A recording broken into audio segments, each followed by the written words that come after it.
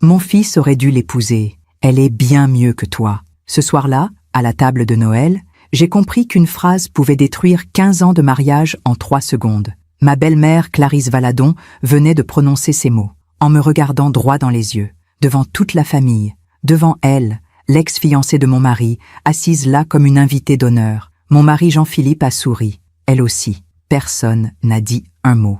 Le silence qui a suivi ressemblait à celui d'un enterrement, sauf que c'était moi qu'on enterrait, vivante, à table, entre le foie gras et les huîtres. Je m'appelle Théa Roussel, j'ai 55 ans, et voici l'histoire que j'aurais dû raconter bien plus tôt.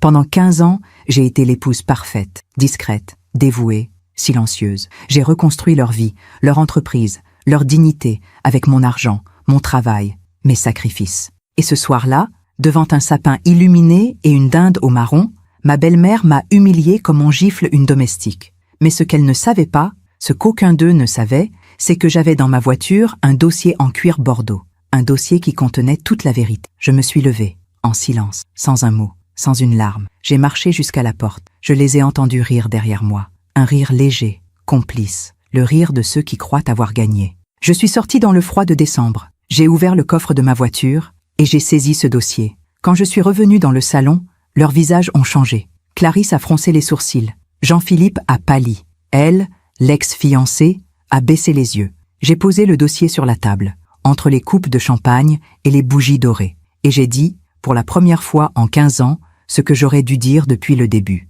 Parfois, on fait confiance à ceux qui ne la méritent pas. Et vous, avez-vous déjà été déçu par quelqu'un que vous aimiez? Racontez-moi votre histoire dans les commentaires. J'aimerais vous lire. J'ai rencontré Jean-Philippe Valadon un mardi de septembre, il y a 16 ans. C'était dans un café du quartier latin, près de la Sorbonne. J'avais 40 ans à l'époque, divorcée depuis 3 ans, consultante en gestion financière pour des PME. Une vie construite seule, sans aide, sans héritage. Juste mon diplôme, mon travail et une discipline que ma mère m'avait apprise. Théa, l'argent ne fait pas le bonheur, mais la dignité, oui. Ce jour-là, je portais un tailleur bleu marine. Mes cheveux étaient attachés en chignon. J'avais rendez-vous avec un client potentiel, un entrepreneur qui cherchait de l'aide pour redresser son entreprise textile en difficulté. C'était Jean-Philippe. Il est arrivé avec 10 minutes de retard, essoufflé, les cheveux un peu en désordre, une chemise froissée sous un blazer élégant mais usé. Il s'est excusé avec un sourire fatigué. Ce sourire que j'ai cru sincère à l'époque, ce sourire qui m'a fait croire qu'il était juste un homme honnête traversant une mauvaise passe. Madame Roussel, pardon pour le retard. Un problème à l'atelier. Sa voix était douce. Ses yeux, gris comme la Seine en novembre, avaient quelque chose de vulnérable. Je me souviens d'avoir pensé, cet homme a besoin d'aide. Et moi, j'aime aider. Erreur, la première de beaucoup. Il m'a tout raconté ce jour-là. Ou plutôt, il m'a raconté une version de tout. L'entreprise familiale, Textile Valadon, était au bord de la faillite. 3 générations de savoir-faire, disait-il. Une histoire de famille, de fierté, de tradition, mais aussi des dettes, des créanciers, des huissiers qui frappaient à la porte. Ma mère, elle ne le supporterait pas. Perdre l'entreprise de mon père, ce serait perdre sa mémoire. Il parlait de Clarisse avec une tendresse que j'ai trouvée touchante. Un fils dévoué, ai-je pensé. Un homme qui honore ses parents. J'ai ouvert mon carnet. J'ai pris des notes. J'ai posé les bonnes questions. Combien de dettes? 400 000 €. Depuis quand? 5 ans de mauvaise gestion. Des actifs à sauver? L'atelier, le nom, les contacts. Il me regardait avec une intensité étrange, comme si j'étais sa dernière chance. Et peut-être que je l'étais. À la fin du rendez-vous, il m'a serré la main. Une main chaude, légèrement tremblante. Vous croyez qu'on peut s'en sortir? J'ai hésité. J'aurais dû dire non. J'aurais dû sentir le piège. Mais j'ai dit oui. Les semaines suivantes ont été intenses. Je me suis plongée dans les comptes de Textile Valadon. J'ai découvert un désastre. Pas seulement de la mauvaise gestion. Non, de la négligence, de l'arrogance. Des choix stupides répétés pendant des années. Clarisse Valadon, la mère de Jean-Philippe, dirigeait encore une partie de l'entreprise. Elle refusait de moderniser. Elle refusait les conseils. Elle vivait dans le passé, dans les souvenirs du mari défunt, dans l'illusion que le nom Valadon suffisait à maintenir un empire. Mais un nom ne paie pas les dettes. J'ai rencontré Clarisse pour la première fois un jeudi après-midi, dans leur appartement du 16e arrondissement. Un appartement magnifique, haussmannien, avec des moulures dorées et des parquets anciens, mais vides. Les meubles avaient déjà été vendus. Il ne restait qu'un canapé en velours vert, une table basse et un portrait du défunt père de Jean-Philippe au-dessus de la cheminée. Clarisse m'a accueilli avec une politesse glaciale. « Alors c'est vous, la femme qui va nous sauver ?» Elle a dit ça avec un sourire pincé, comme si l'idée même était ridicule. Une femme, une étrangère, une roturière venue secourir les Valadons. J'ai souri, poliment. « Je vais faire de mon mieux, madame. » Elle m'a regardé de haut en bas, mon tailleur, mes chaussures plates, mon absence de bijoux, et j'ai vu dans ses yeux ce que je ne voulais pas voir, du mépris. Mais je n'ai rien dit, parce que Jean-Philippe était là, parce qu'il m'a regardé avec reconnaissance, parce que j'ai cru qu'il était différent. 3 mois plus tard, j'avais restructuré l'entreprise, négocié avec les créanciers, trouvé de nouveaux clients, injecté mon propre argent, 50 000 €, pour payer les dettes les plus urgentes. Jean-Philippe m'a invité à dîner pour me remercier. Un petit restaurant rue Mouffetard, des bougies, du vin, une nappe à carreaux rouges. Il m'a pris la main au-dessus de la table. « Théa, je ne sais pas comment te remercier. Tu nous as sauvés. » J'ai rougi. À 40 ans, j'ai rougi comme une adolescente. « C'est mon travail, Jean-Philippe. » « Non, c'est plus que ça. Tu es extraordinaire. » Il m'a embrassé ce soir-là, sous un réverbère, devant une boulangerie fermée. Un baiser lent, doux, qui sentait le vin rouge et l'espoir. Je suis rentré chez moi en flottant. J'ai cru que c'était le début de quelque chose de beau. Je ne savais pas encore que c'était le début de ma disparition. Nous nous sommes mariés 1 an plus tard. Une cérémonie simple à la mairie du 14e arrondissement. Clarisse était là, en tailleur Chanel noir, un sourire figé sur les lèvres. Elle m'a embrassé sur les 2 joues, froidement. « Bienvenue dans la famille, Théa. » Mais son regard disait autre chose. Son regard disait « Tu n'es pas des nôtres, tu ne le seras jamais. » J'ai ignoré ce regard, parce que Jean-Philippe me tenait la main, parce qu'il m'avait dit « La veille, tu es la femme de ma vie. » Et moi, naïve, épuisée de solitude, assoiffée d'amour, j'ai choisi de le croire. Les premières années ont été normales, ou ce que je croyais être normal. Je travaillais, beaucoup. Je continuais à gérer Textile Valadon, sans salaire officiel, juste par amour, disais-je, par dévouement. Jean-Philippe s'occupait de la production. Clarisse restait conseillère, c'est-à-dire qu'elle critiquait chacune de mes décisions et s'attribuait chaque succès. Mais l'entreprise remontait, les bénéfices revenaient, la réputation se reconstruisait, et moi, je m'effaçais. Peu à peu, je suis devenue invisible. Les dîners de famille, je préparais tout. Je servais, je débarrassais et je souriais. Les réunions avec les clients, Jean-Philippe parlait. Moi, je prenais des notes, les fêtes, les anniversaires, Noël. « Théa, tu pourrais apporter le dessert ? Théa, tu pourrais t'occuper de la décoration ? Théa, tu es tellement douée pour ça. Douée pour disparaître, douée pour servir, douée pour me taire. » Il y avait un objet que je gardais toujours avec moi dans ces années-là. Un petit carnet en cuir bordeaux. Mon grand-père me l'avait offert quand j'avais 20 ans. Il disait « Théa, note tout. Les chiffres, les promesses, les vérités. Un jour, tu seras contente de te souvenir. » Je ne comprenais pas à l'époque, mais j'ai continué à noter. Les transferts bancaires, les prêts, les factures payées, les investissements, tout, par habitude, par professionnalisme. Sans savoir que ce petit carnet bordeaux, un jour, deviendrait ma seule arme. La première fêlure est apparue 3 ans après notre mariage. C'était un dimanche. Nous étions chez Clarisse, dans le nouvel appartement qu'elle avait pu racheter grâce à moi, bien sûr, mais personne ne le disait. Nous prenions le thé dans le salon. Jean-Philippe parlait d'un nouveau contrat. Clarisse l'écoutait, les yeux brillants de fierté. Et puis, sans raison, elle a dit « Tu sais, Jean-Philippe, il y a des moments où je regrette que tu n'aies pas épousé Camille. » Le silence. Jean-Philippe a baissé les yeux. Moi, j'ai arrêté de respirer. Camille, la fiancée d'avant, l'ex, celle dont il ne parlait jamais. « Maman, s'il te plaît. »« Quoi ? » ?»« C'est vrai. Camille venait d'une bonne famille. Elle avait de l'éducation, de la classe. Elle m'a regardé, brièvement, juste assez pour que je comprenne. Pas comme toi. Jean-Philippe n'a rien dit. Il a simplement changé de sujet. Et moi, j'ai continué à sourire, à servir le thé, à jouer mon rôle. Mais ce soir-là, en rentrant chez nous, j'ai pleuré dans la voiture, en silence, pour que Jean-Philippe ne me voie pas. Il conduisait, les yeux sur la route. Il n'a rien remarqué. Ou peut-être qu'il a fait semblant. Pendant que je raconte tout cela, je me demande d'où vous m'écoutez. Écrivez le nom de votre ville en commentaire. Les fissures ne font pas de bruit. Elles avancent lentement, dans le silence, comme une lézarde sur un mur blanc. On ne les voit pas tout de suite. On passe devant chaque jour sans remarquer. Et puis, un matin, le mur s'effondre. C'est exactement ce qui m'est arrivé. Pendant les 5 années qui ont suivi ce thé chez Clarisse, j'ai continué à reconstruire leur vie. Pas la mienne, la leur. J'ai investi encore, et encore. En 2014, j'ai prêté 120 000 € pour racheter un atelier dans le 11e arrondissement. Jean-Philippe voulait agrandir la production. Clarisse voulait retrouver la grandeur d'antan. Moi, j'ai signé le chèque. En 2015, j'ai payé les frais de rénovation de l'appartement de Clarisse, 35 000 €, parce qu'elle ne pouvait pas vivre dans un endroit vieillissant, parce que ça ne se fait pas pour une Valadon. En 2016, j'ai financé le lancement d'une nouvelle ligne de tissus haut de gamme, 50 000 €. Jean-Philippe m'a dit « C'est un investissement, Théa. Tu verras, on te remboursera. » Je n'ai jamais revu cet argent, mais je notais tout, dans mon petit carnet Bordeaux. Chaque virement, chaque facture, chaque promesse non tenue. Mon grand-père avait raison. Note tout.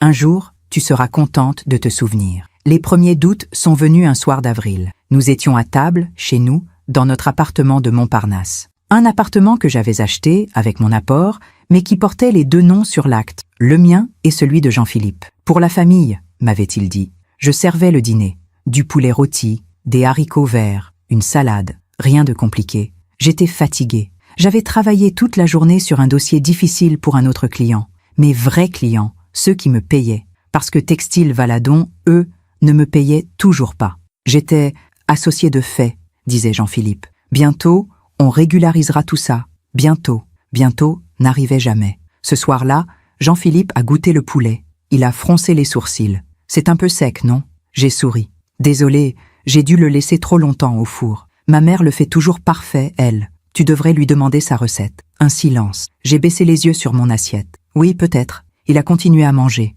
comme si de rien n'était. Comme si cette phrase, cette petite phrase insignifiante, n'avait pas planté un clou dans mon cœur. Ma mère le fait mieux. Ce n'était pas la première fois, et ce ne serait pas la dernière. Les comparaisons sont devenues une habitude. Ma mère arrange les fleurs avec tellement d'élégance. Ma mère reçoit toujours avec classe. Ma mère sait parler aux gens importants. Moi, j'étais celle qui payait les factures. Celle qui se levait à 6 heures du matin pour travailler. Celle qui portait des tailleurs sobres et des chaussures confortables parce que je n'avais ni le temps ni l'énergie pour autre chose. Mais je n'étais jamais assez élégante, jamais assez raffinée, jamais assez Valadon.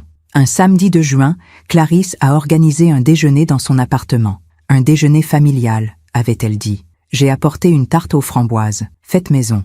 J'avais passé la matinée à la préparer. Quand je suis arrivée, Clarisse m'a accueillie dans l'entrée. Elle a regardé ma tarte avec un sourire poli. Oh, comme c'est rustique. Le mot est resté suspendu dans l'air, comme une insulte déguisée en compliment. Dans le salon, il y avait une dizaine d'invités, des amis de Clarisse, des gens du monde textile, des femmes en robe de soie, des hommes en chemise immaculée. Et puis, au bout de la table, elle, Camille. Je ne l'avais jamais rencontrée en personne, mais je l'avais vue sur des photos. Des vieilles photos que Clarisse gardait encore dans un cadre argenté sur sa commode. Camille jeune, radieuse, au bras de Jean-Philippe. Ce jour-là, elle portait une robe crème. Ses cheveux blonds étaient relevés en un chignon parfait. Elle avait ce genre de beauté froide et polie qui impressionne dans les magazines. Clarisse l'a présentée avec fierté. Voici Camille Dufour, une amie très chère de la famille. Elle travaille dans la mode, à Milan. Elle est de passage à Paris. Camille m'a tendu la main. Une main fine, sans alliance. Enchantée. Vous devez être Théa. Oui, enchantée. Nos mains se sont touchées brièvement. Les siennes étaient froides. Elle s'est assise à côté de Jean-Philippe. Ils ont parlé pendant tout le repas. De souvenirs, d'amis communs, de voyages, de Milan, de Paris. Moi, j'étais assise à l'autre bout de la table, entre 2 invités qui parlèrent de marché financier sans m'adresser la parole. À un moment, j'ai entendu Clarisse dire à Camille « Tu sais, tu nous as tellement manqué. Cette maison n'a plus été la même depuis... Enfin, tu sais ?» Camille a souri, discrètement. Elle a regardé Jean-Philippe. Il a souri aussi. Et moi, j'ai serré ma fourchette si fort que mes jointures sont devenues blanches. Sur le chemin du retour, j'ai demandé à Jean-Philippe « Pourquoi tu ne m'as pas dit que Camille serait là ?» Il conduisait, les yeux sur la route. Je ne savais pas. Maman ne m'avait rien dit. Vraiment ? Oui, vraiment. Pourquoi ? Ça te dérange ? J'ai hésité. Parce qu'une partie de moi voulait crier. Oui, ça me dérange. Ça me dérange que ton ex soit invité aux déjeuners familiaux. Ça me dérange que ta mère la regarde comme si elle était la fille parfaite qu'elle aurait voulu avoir. Ça me dérange que tu aies souri quand elle t'a regardé. Mais je n'ai rien dit. J'ai juste murmuré. Non, ça ne me dérange pas. Mensonge. Le premier d'une longue série. Les mois ont passé. L'entreprise prospérait. Grâce à mes contacts, mes négociations, mon travail. Mais dans les réunions, c'était Jean-Philippe qui parlait. C'était lui qu'on félicitait, lui qu'on applaudissait. Un jour, un client important, un directeur de grand magasin, m'a dit en aparté « Votre mari a vraiment du talent. C'est admirable ce qu'il a fait avec cette entreprise. » J'ai souri. Oui, il travaille beaucoup. Le client est parti. Jean-Philippe m'a regardé, surpris. « Pourquoi tu n'as pas dit que c'était toi qui avais tout géré? Ça n'a pas d'importance. »« Si, ça en a.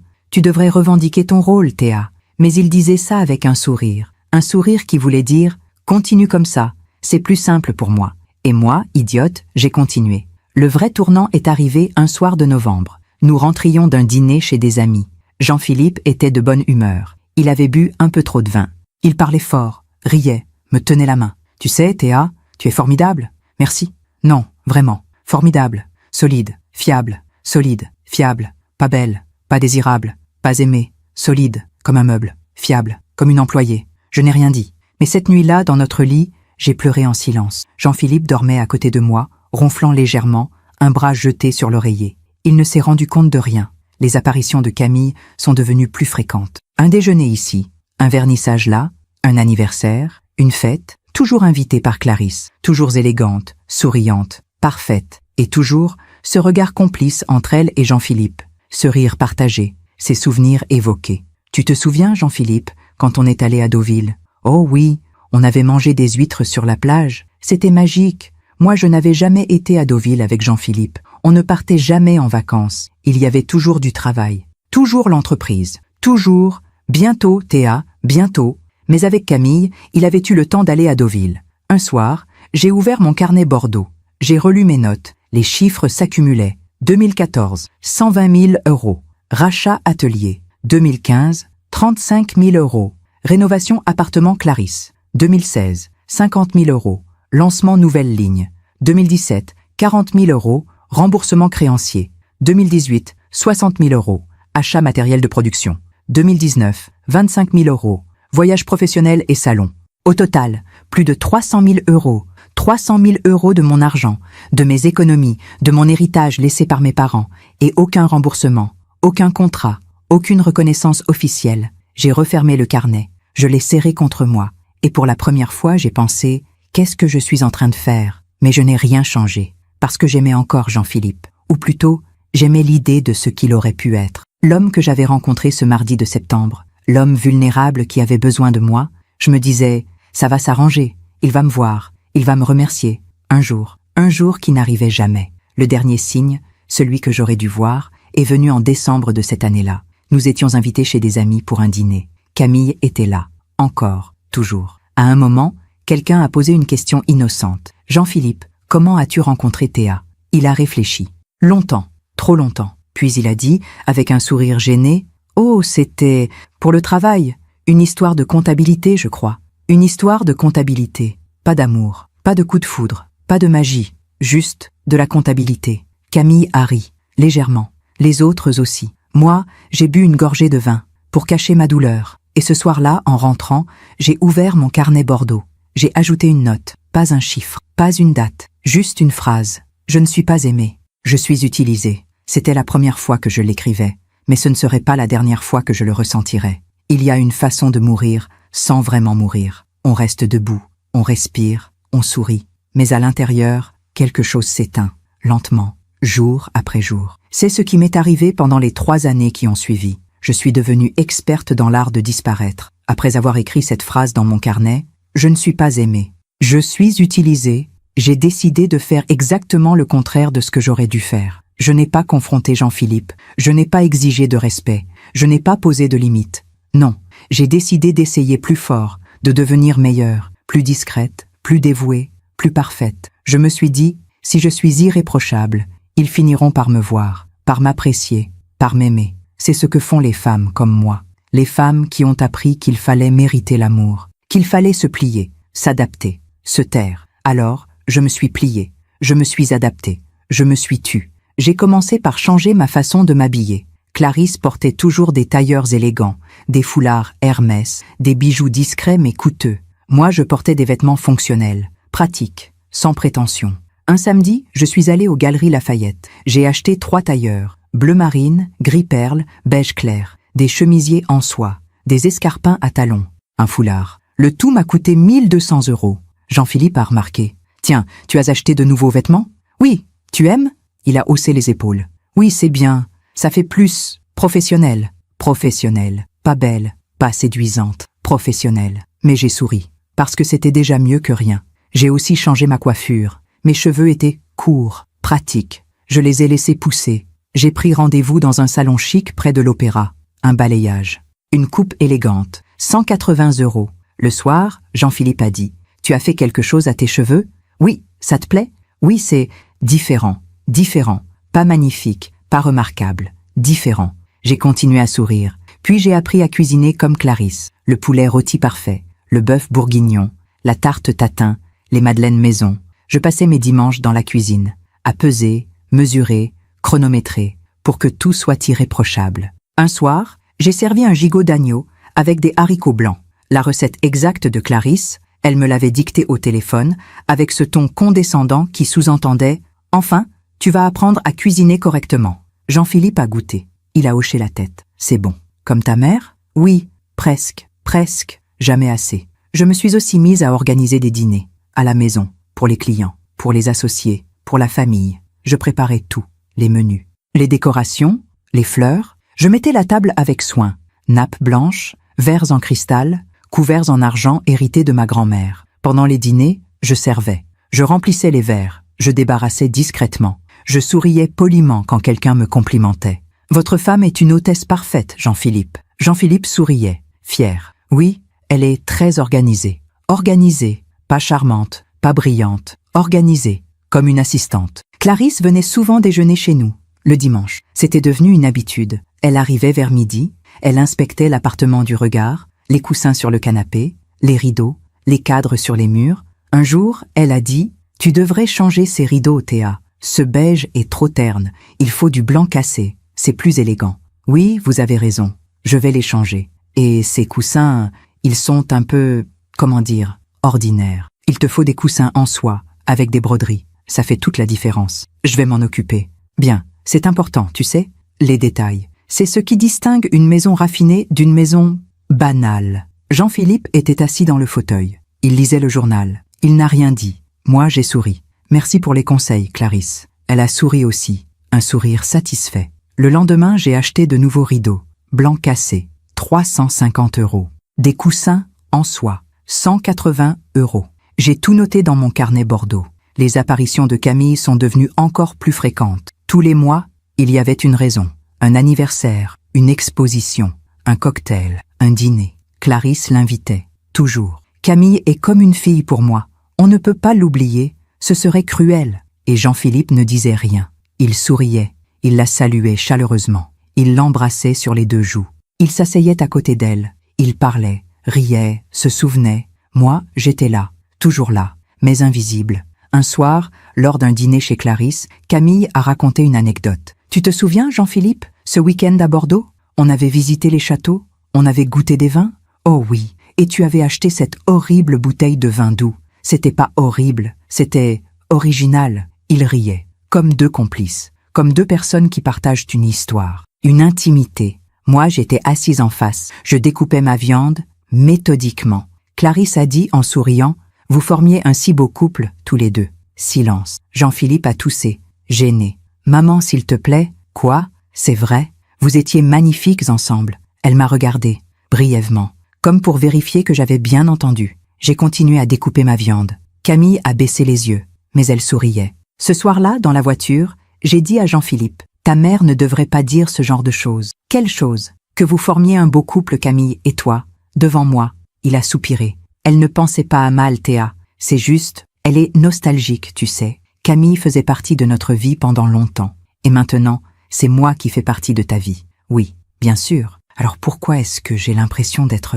transparente? Il a posé sa main sur la mienne, brièvement. Tu n'es pas transparente, tu es précieuse. Tu le sais, précieuse, comme un outil, comme un investissement. Pas aimée, pas désirée, précieuse. J'ai essayé de parler à Clarisse, une seule fois. C'était un après-midi. Nous prenions le thé juste toutes les deux, dans son salon. Elle m'avait invité pour discuter de l'entreprise. J'ai pris mon courage à deux mains. « Clarisse, je voudrais vous dire quelque chose. Oui, j'ai l'impression que vous ne m'appréciez pas vraiment. » Elle a levé les yeux de sa tasse, surprise. Qu'est-ce qui te fait dire ça?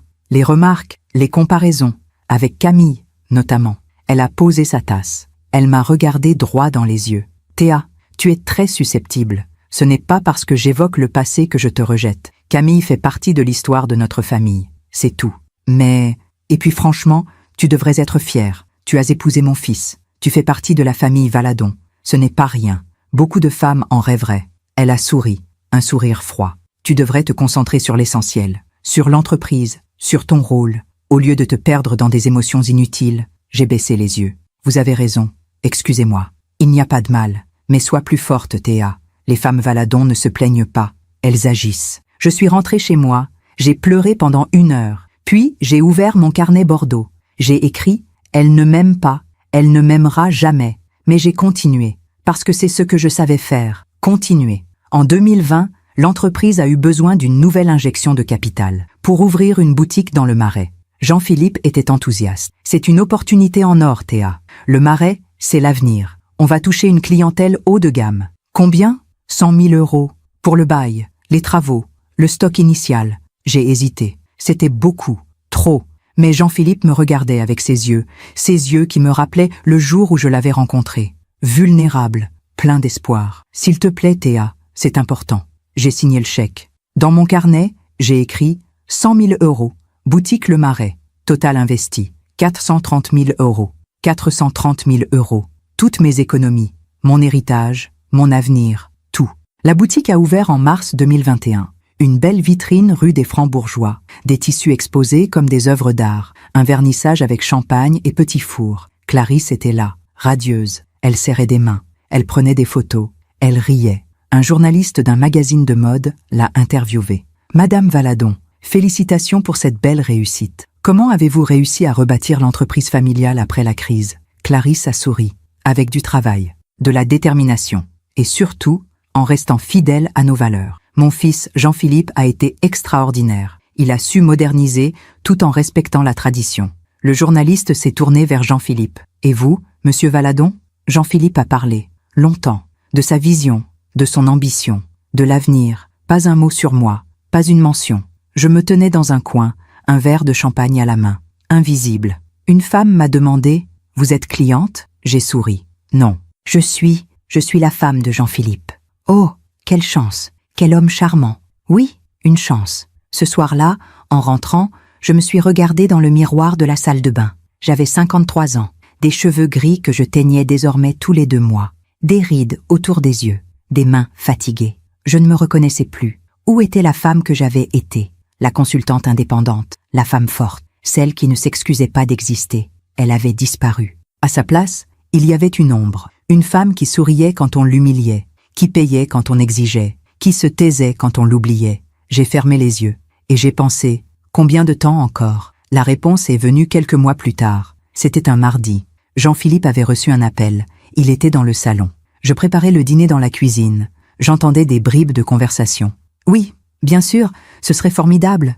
Je vais lui en parler. Il a raccroché. Il est entré dans la cuisine. C'était Camille. Mon cœur s'est serré. Ah oui? Elle revient s'installer à Paris. Définitivement. Milan ne lui convient plus. Je vois. Elle cherche un travail. Elle a pensé qu'on pourrait peut-être... Enfin, qu'elle pourrait rejoindre l'entreprise. Elle a de l'expérience dans la mode. Ça pourrait être intéressant.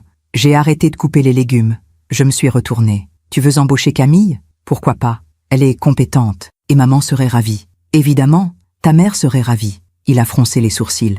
Tu as quelque chose contre? Oui, j'avais quelque chose contre. J'avais tout contre. Mais qu'est-ce que j'ai dit? Non, si tu penses que c'est une bonne idée... Merci Théa, tu es toujours si compréhensive. Il m'a embrassée sur la joue. Puis il est parti téléphoner dans le salon. Moi, je suis restée dans la cuisine, le couteau à la main, les yeux fixés sur les carottes coupées en rondelles. Et j'ai pensé, je viens de signer ma propre disparition.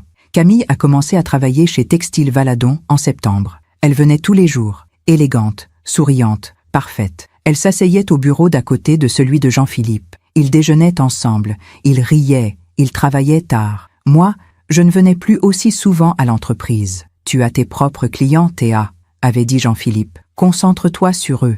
On gère bien, ici. On, lui et Camille. Pendant que je raconte tout cela, je me demande d'où vous m'écoutez. Écrivez le nom de votre ville en commentaire. Un soir de novembre, Jean-Philippe est rentré tard, 22h30. Il sentait le parfum de femme. « Tu as dîné ?» ai-je demandé. « Oui, on a eu une réunion qui s'est prolongée. Camille et moi, on a mangé un morceau dans un bistrot. » Ah, il a enlevé sa veste. Il est allé dans la chambre. J'ai ouvert mon carnet Bordeaux. J'ai écrit une nouvelle phrase. Il sent son parfum. Décembre est arrivé. Noël approchait. Clarisse a organisé le dîner familial. Chez elle, comme tous les ans. Théa, tu peux t'occuper du dessert comme d'habitude? Oui, bien sûr. Et viens vers 18h pour m'aider à tout préparer. Il y aura beaucoup d'invités cette année. Combien? 15 personnes. J'ai invité quelques amis. Et Camille, bien sûr. Elle est seule pour Noël, la pauvre. On ne pouvait pas la laisser comme ça. Bien sûr, Camille serait là. Toujours là. Le soir du réveillon, j'ai passé la journée à cuisiner. Une bûche au chocolat. Compliquée, délicate. 3 heures de travail. Je suis arrivée chez Clarisse à 18h, comme demandé. La bûche dans les mains. Clarisse a ouvert la porte. « Ah, Théa, entre, pose ça dans la cuisine. Et après, tu peux m'aider à mettre la table ?» J'ai posé la bûche. J'ai mis la table, les assiettes, les verres, les couverts, les serviettes pliées en forme de cygne, parce que Clarisse aimait l'élégance. Les invités sont arrivés. Jean-Philippe, des amis, des collègues, et Camille. Elle portait une robe rouge, magnifique. Ses cheveux tombaient en boucles dorées sur ses épaules. Elle ressemblait à une actrice. Moi, je portais une robe noire, simple, discrète. Clarisse l'a accueillie avec effusion. « Camille, ma chérie, comme tu es belle !» Elles se sont embrassées, longuement. Jean-Philippe a souri. « Bonsoir Camille. »« Bonsoir Jean-Philippe. » Ils se sont regardés. Juste un instant. Mais j'ai tout vu. Le dîner a commencé. Tout le monde riait, buvait, parlait fort. Moi, j'étais assise à ma place habituelle, au bout de la table, loin de Jean-Philippe, loin de Clarisse. Camille était assise à côté de Jean-Philippe, évidemment. À un moment, Clarisse a levé son verre. « Je voudrais porter un toast à cette année extraordinaire, à l'entreprise qui prospère, à notre famille. » Tout le monde a applaudi. Puis Clarisse a regardé Camille. « Et je veux remercier Camille pour être revenue parmi nous. Tu nous as tellement manqué, ma chérie. » Camille a souri, les larmes aux yeux. « Merci, Clarisse. Vous m'avez tellement manqué aussi. » Jean-Philippe a posé sa main sur celle de Camille, brièvement. Un geste de réconfort. Mais pour moi, ce geste a duré une éternité. C'est après le plat principal que c'est arrivé. Clarisse servait le fromage. Elle parlait, riait. Et puis, sans prévenir, elle s'est tournée vers moi. Et elle a dit, en me regardant droit dans les yeux, « Tu sais, Théa, parfois, je me dis que mon fils aurait dû épouser Camille. Elle est tellement mieux assortie à notre famille. » Le silence, un silence total. Personne n'a bougé. Jean-Philippe a souri, gêné, mais il a souri. Camille a baissé les yeux, mais elle souriait aussi. Et moi, j'ai senti quelque chose se briser, quelque chose qui ne pourrait jamais être réparé. Je ne me suis pas levée immédiatement. Pendant quelques secondes, peut-être 10, peut-être 30, je suis restée assise, figée, les mains posées sur mes genoux, le regard fixé sur la nappe blanche. Mon fils aurait dû épouser Camille. Elle est tellement mieux assortie à notre famille. Ces mots tournèrent dans ma tête, encore et encore, comme un disque rayé. Autour de moi, le dîner continuait. Quelqu'un parlait de politique. Un autre racontait une anecdote sur les vacances. Des rires, des verres qui tintaient. La vie continuait, comme si de rien n'était, comme si on ne venait pas de m'humilier publiquement. Puis j'ai levé les yeux. Jean-Philippe me regardait. Brièvement, nos regards se sont croisés. J'ai attendu qu'il dise quelque chose, qu'il me défende, qu'il contredise sa mère. Il a détourné les yeux. Il a pris son verre de vin, il a bu une gorgée, puis il a demandé à son voisin de lui passer le fromage. C'est à ce moment-là que j'ai compris. Il n'allait rien dire, il n'allait pas me défendre, parce que peut-être, probablement, il était d'accord avec sa mère. Je me suis levée, lentement, en silence. Clarisse a levé les yeux vers moi. « Où vas-tu, Théa ? J'ai oublié quelque chose dans la voiture. »« Ah bon ? Qu'est-ce que… » ?»« J'en ai pour 1 minute. Je suis sortie. J'ai traversé le salon, l'entrée. J'ai ouvert la porte. Le froid de décembre m'a giflé. Un froid sec, cinglant. Il neigeait légèrement. De petits flocons blancs qui tombaient en silence. J'ai marché jusqu'à ma voiture. J'ai ouvert le coffre. Et là, dans une pochette en cuir bordeaux, j'ai pris le dossier. Le dossier que j'avais préparé 3 mois plus tôt, sans vraiment savoir pourquoi. Juste une intuition, une précaution. Comme si, au fond de moi, je savais que ce jour viendrait. Dans ce dossier, il y avait tout. Tous les virements bancaires, toutes les factures, tous les contrats, tous les prêts. 15 ans de preuves, 15 ans de sacrifices, 15 ans de reconstruction de leur vie avec mon argent. 430 000 €, Documenté, prouvé, irréfutable. J'ai serré le dossier contre moi. J'ai respiré profondément. Et je suis retourné à l'intérieur. Quand je suis revenu dans la salle à manger, les conversations se sont arrêtées. Tous les regards se sont tournés vers moi. Clarisse a froncé les sourcils. Qu'est-ce que tu as là? Je n'ai pas répondu. J'ai marché jusqu'à la table. J'ai posé le dossier, entre les assiettes de fromage et les verres de vin. Jean-Philippe a pâli. Théa, qu'est-ce que tu fais? J'ai ouvert le dossier. J'ai sorti les documents. Calmement, un par un. Ceci est un relevé bancaire, daté du 15 mars 2014. 120 000 €, virés de mon compte au vôtre pour racheter l'atelier de production. Silence. Ceci est une facture. 35 000 € pour la rénovation de l'appartement de Clarisse. Clarisse a ouvert la bouche. Aucun son n'est sorti. Ceci est un contrat de prêt. 50 000 € pour lancer votre nouvelle ligne de tissu. J'ai continué. Document après document, chiffre après chiffre. Les visages autour de la table changeaient. De la surprise, de la confusion, de la gêne. Camille regardait Jean-Philippe. Jean-Philippe regardait sa mère. Clarisse regardait les papiers étalés devant elle, comme s'ils étaient une accusation. Ce qu'ils étaient. Quand j'ai eu fini, j'ai dit, d'une voix calme, au total, j'ai investi 430 000 € dans cette famille, dans cette entreprise, dans cette vie qui n'était pas la mienne, mais que j'ai reconstruite, avec mon argent, mon travail, mes sacrifices. J'ai regardé Clarisse. Vous avez dit que votre fils aurait dû épouser Camille, qu'elle est mieux assortie à votre famille. Elle ne répondait pas. Elle me fixait, les lèvres serrées. Peut-être avez-vous raison. Peut-être qu'elle est mieux assortie. Peut-être qu'elle aurait su rester à sa place, sourire, se taire, disparaître. J'ai pris mon sac. Mais moi, je ne disparais plus. Et je suis parti. Dans la voiture, j'ai conduit, sans savoir où aller. Les rues de Paris étaient décorées, des lumières de Noël partout, des sapins illuminés, des vitrines scintillantes. Tout le monde fêtait. Tout le monde était heureux. Sauf moi. J'ai fini par me garer près de la Seine. J'ai éteint le moteur. Et là, seul dans le silence de la voiture, j'ai pleuré. Pas des pleurs de tristesse, des pleurs de rage, de libération. Jean-Philippe a appelé. 10 fois, 15 fois. Je n'ai pas répondu. Il a envoyé des messages. Théa, rentre, on doit parler. Tu as tout gâché. Maman est bouleversée. Tu as humilié toute la famille devant nos invités. J'ai lu ces messages et j'ai pensé, c'est moi qui ai humilié la famille? Pas Clarisse, pas lui, pas eux, moi. J'ai éteint mon téléphone. Je suis rentrée chez moi vers minuit. L'appartement était vide. Jean-Philippe n'était pas là.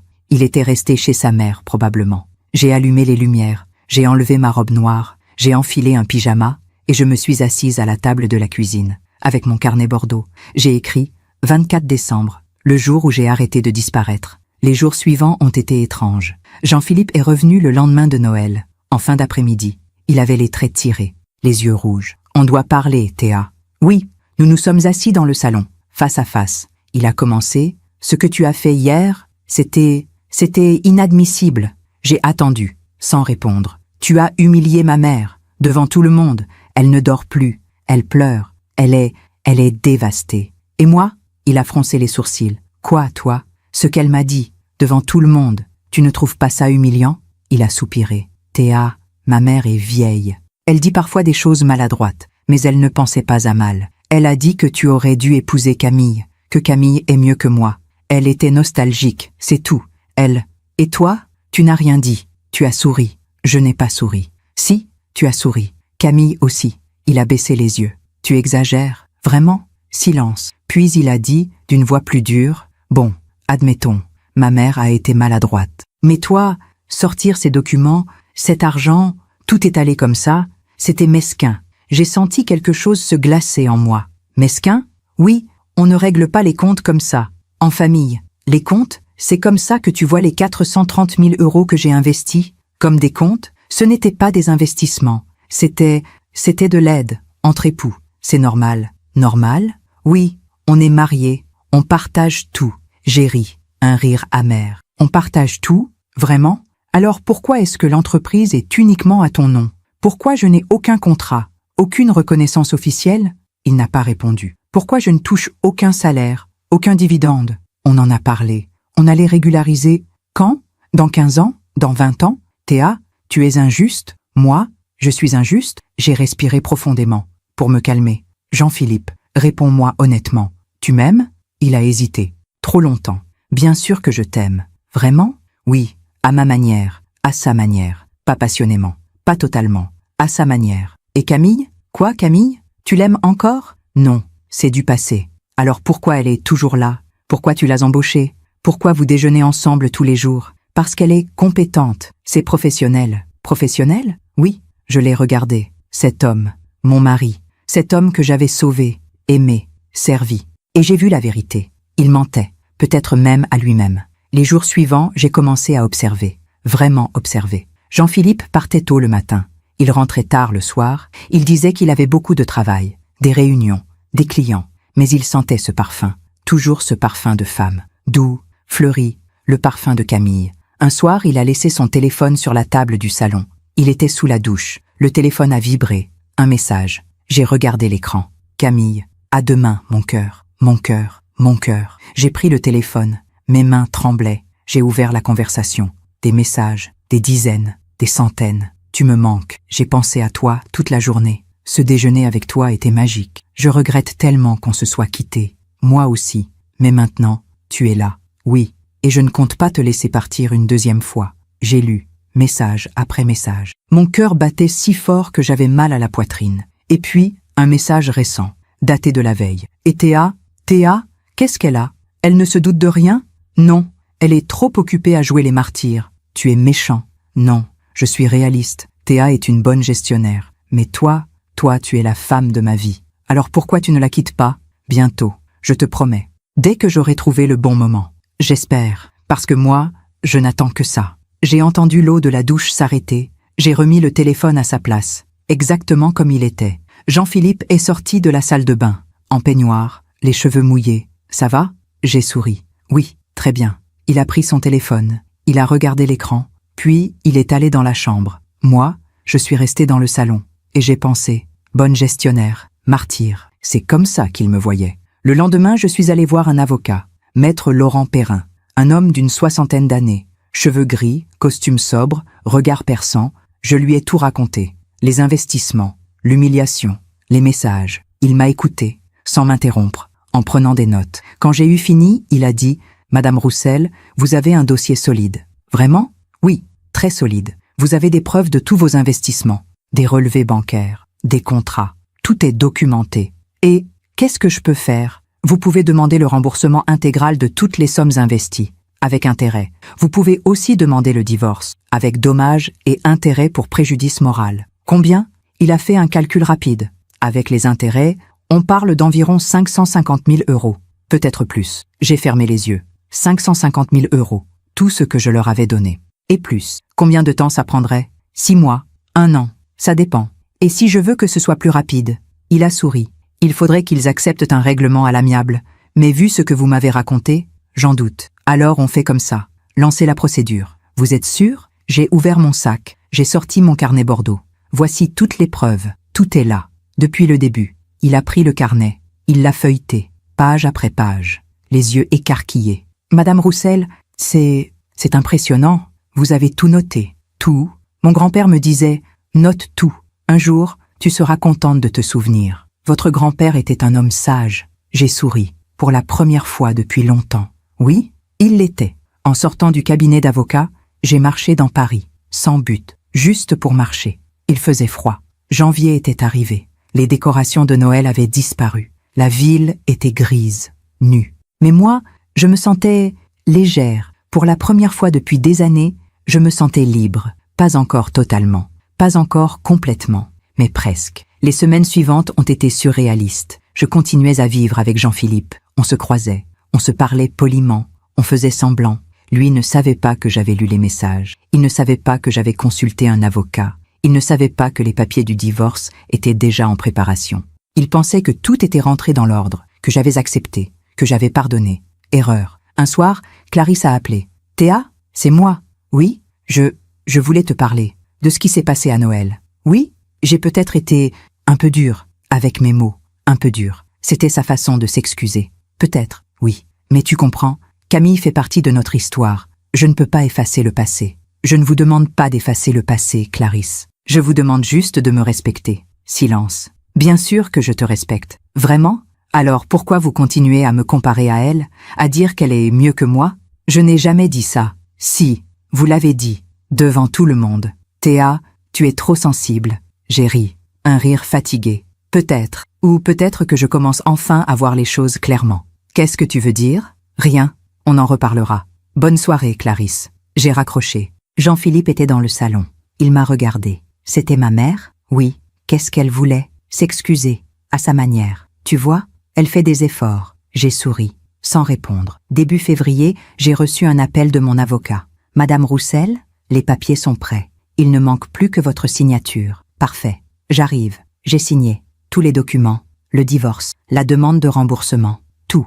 Maître Perrin m'a regardé. Vous êtes prête? Oui. Une fois qu'on envoie ces documents, il n'y a plus de retour en arrière. Je sais. Ils vont être surpris. Tant mieux. Il a souri. Je dois dire, Madame Roussel, vous êtes une femme courageuse. Non. Je suis juste une femme qui en a assez d'être invisible. Les papiers ont été envoyés le 10 février, par huissier, à Jean-Philippe et à Clarisse. J'ai attendu. Jean-Philippe a reçu les documents un jeudi matin, à l'entreprise. Il a appelé immédiatement. Sa voix tremblait. Théa, c'est quoi ce délire? Quel délire? Ces papiers, ce divorce, cette demande de remboursement. Ah, tu as reçu. Bien sûr que j'ai reçu. Qu'est-ce qui te prend? Ce qui me prend? Rien. Je reprends juste ce qui m'appartient. 550 000 €? Tu es folle, on n'a pas cet argent? Alors il faudra vendre. Vendre? Vendre quoi? L'entreprise, l'appartement de Clarisse, la boutique, tout. Tu ne peux pas faire ça. Si, je peux, et je vais le faire. Théa, s'il te plaît, on peut discuter? Non, c'est trop tard. Trop tard? Mais j'ai lu les messages, Jean-Philippe. Silence, un long silence. Quel message? Ceux entre toi et Camille. Mon cœur, la femme de ma vie, bonne gestionnaire, martyr. Il ne répondait plus. Alors oui, c'est trop tard. Pour discuter, pour négocier, pour continuer à faire semblant. J'ai raccroché. Ce soir-là, j'ai ouvert mon carnet Bordeaux. J'ai écrit une dernière note, 10 février, le jour où j'ai repris ma vie. Puis, j'ai refermé le carnet et j'ai souri. Pour la première fois depuis 15 ans, j'ai vraiment souri. Jean-Philippe est arrivé à l'appartement ce soir-là comme un ouragan. Il était 20 heures passées. J'étais dans le salon, un livre ouvert sur les genoux. Je ne lisais pas vraiment. Je fixais les mots sans les voir. Mon esprit était ailleurs. La porte s'est ouverte avec violence. Jean-Philippe est entré, le visage rouge, les yeux fous. Il faut qu'on parle. Maintenant. J'ai fermé mon livre calmement. Bonsoir Jean-Philippe. Ne joue pas à ça avec moi. Il a jeté sa veste sur le canapé. Il marchait de long en large, comme un animal en cage. Tu as lu mes messages. Tu as fouillé dans mon téléphone. Tu l'avais laissé sur la table. Il a vibré. J'ai regardé. C'est une violation de ma vie privée. J'ai posé mon livre. Et toi? Tromper ta femme avec ton ex-fiancé, ce n'est pas une violation? Je ne te trompe pas. Vraiment? Non. Camille et moi, on discute, c'est tout. Mon cœur, la femme de ma vie. C'est comme ça que tu discutes? Il s'est arrêté, les mains sur les hanches. D'accord. Oui, on a des sentiments l'un pour l'autre, mais on n'a jamais rien fait de physique. Oh, comme c'est noble. Je suis sérieux. On ne sait jamais. Ça change quoi? Tu es amoureux d'elle. Tu me l'as dit toi-même, dans ces messages. Ce sont juste des mots. Non, ce sont des intentions. Et c'est bien pire. Il s'est assis, la tête dans les mains, soudain plus calme, presque effondré. Théa, je ne sais plus où j'en suis. Moi, je sais exactement où j'en suis. S'il te plaît, annule cette procédure. On peut arranger les choses. Comment? Je vais mettre de la distance avec Camille. Je vais lui dire que... Non, c'est trop tard. Mais, Jean-Philippe, regarde-moi. Il a levé les yeux. Ils étaient rouges, humides. Tu m'as utilisé pendant 15 ans. Tu m'as pris mon argent, mon temps, ma vie, et tu ne m'as jamais aimé. Pas vraiment. Ce n'est pas vrai. Si, c'est vrai. Tu viens de le confirmer. Camille est la femme de ta vie, pas moi. Il n'a rien dit, parce que c'était vrai. Alors maintenant, tu vas payer, dans tous les sens du terme. Clarisse a débarqué le lendemain matin, à 9 heures, sans prévenir. Elle a sonné, encore et encore, jusqu'à ce que j'ouvre. Il faut qu'on parle. Bonjour Clarisse. Bonjour Clarisse. Pas. Qu'est-ce que c'est que cette histoire? Elle brandissait les papiers de l'avocat. Ses mains tremblaient. 550 000 €? Tu es devenue folle? Entrez. On va discuter calmement. Calmement?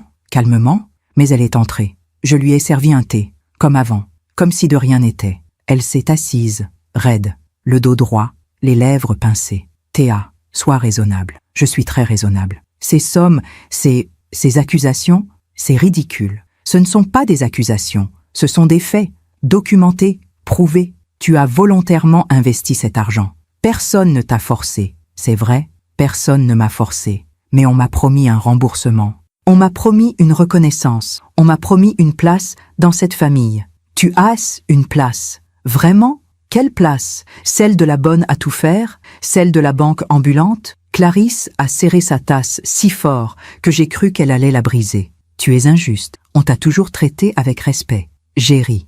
Un rire sans joie. Respect? Vous m'avez dit, devant 15 personnes, que votre fils aurait dû épouser une autre femme. Vous appelez ça du respect? J'ai eu un moment de nostalgie. C'est tout. Non, c'était de l'humiliation. Publique, calculée. Tu exagères tout. Vraiment? Alors dites-moi, une seule fois, une seule. Vous m'avez remercié? Vous m'avez reconnu? Vous m'avez dit « Merci Théa, pour ce que tu as fait pour nous ?» Silence. Elle ne répondait pas. Jamais. Pas une seule fois. Parce que pour vous, j'étais transparente. Utile, mais transparente. C'est faux. Alors pourquoi, à chaque réunion, c'est Jean-Philippe qu'on félicite? Pourquoi dans les interviews, c'est vous et lui qui parlez? Pourquoi mon nom n'apparaît nulle part? Elle a baissé les yeux. Parce que Jean-Philippe est le visage de l'entreprise. C'est normal. Normal? J'ai sauvé cette entreprise de la faillite avec mon argent, mon travail. Et on te doit tout. Oui, d'accord. Tu veux qu'on te construise une statue? J'ai posé ma tasse, calmement. Non, je veux juste qu'on me rembourse et qu'on me laisse partir en paix. Clarisse s'est levée, tremblante de rage. Tu es une ingrate, une calculatrice, une femme qui connaît sa valeur. Elle m'a regardée, longuement. Puis elle a dit, d'une voix basse, venimeuse, « Jean-Philippe n'aurait jamais dû t'épouser. J'avais raison depuis le début. Sur ce point, nous sommes d'accord. » Elle est partie. En claquant la porte. Les jours suivants, Jean-Philippe a multiplié les tentatives. Des messages, des appels, des lettres. « Théa, sois raisonnable. On peut trouver un arrangement. Tu vas ruiner l'entreprise. Tu vas ruiner ma mère. Tu vas ruiner nos vies. Nos vies. » Comme si j'en faisais encore partie. Un soir, il est revenu. Plus calme, presque implorant. « Théa, je t'en supplie, accepte un arrangement. » Quel arrangement? On te rembourse, progressivement, sur 10 ans, avec des intérêts raisonnables. 10 ans? Oui, on ne peut pas tout payer d'un coup. L'entreprise va s'effondrer. Ce n'est plus mon problème. Comment tu peux dire ça? Tu as travaillé 15 ans pour cette entreprise. Exactement, 15 ans. Et qu'est-ce que j'ai obtenu en retour? Des humiliations, des mensonges, une trahison. Je ne t'ai pas trahi. Tu es amoureux d'une autre femme. C'est compliqué. Non, c'est très simple. Tu ne m'aimes pas. Tu ne m'as jamais aimé. Il s'est tu, parce que c'était vrai. Puis, après un long silence, il a dit quelque chose que je n'attendais pas. Tu as raison. J'ai levé les yeux vers lui. Quoi? Tu as raison. Je ne t'ai jamais aimé. Pas comme je devrais. Il s'est assis, épuisé. Quand je t'ai rencontré, j'étais désespéré. L'entreprise coulait. Ma mère me faisait des reproches tous les jours. J'avais l'impression d'être un raté. Et moi, j'étais la solution.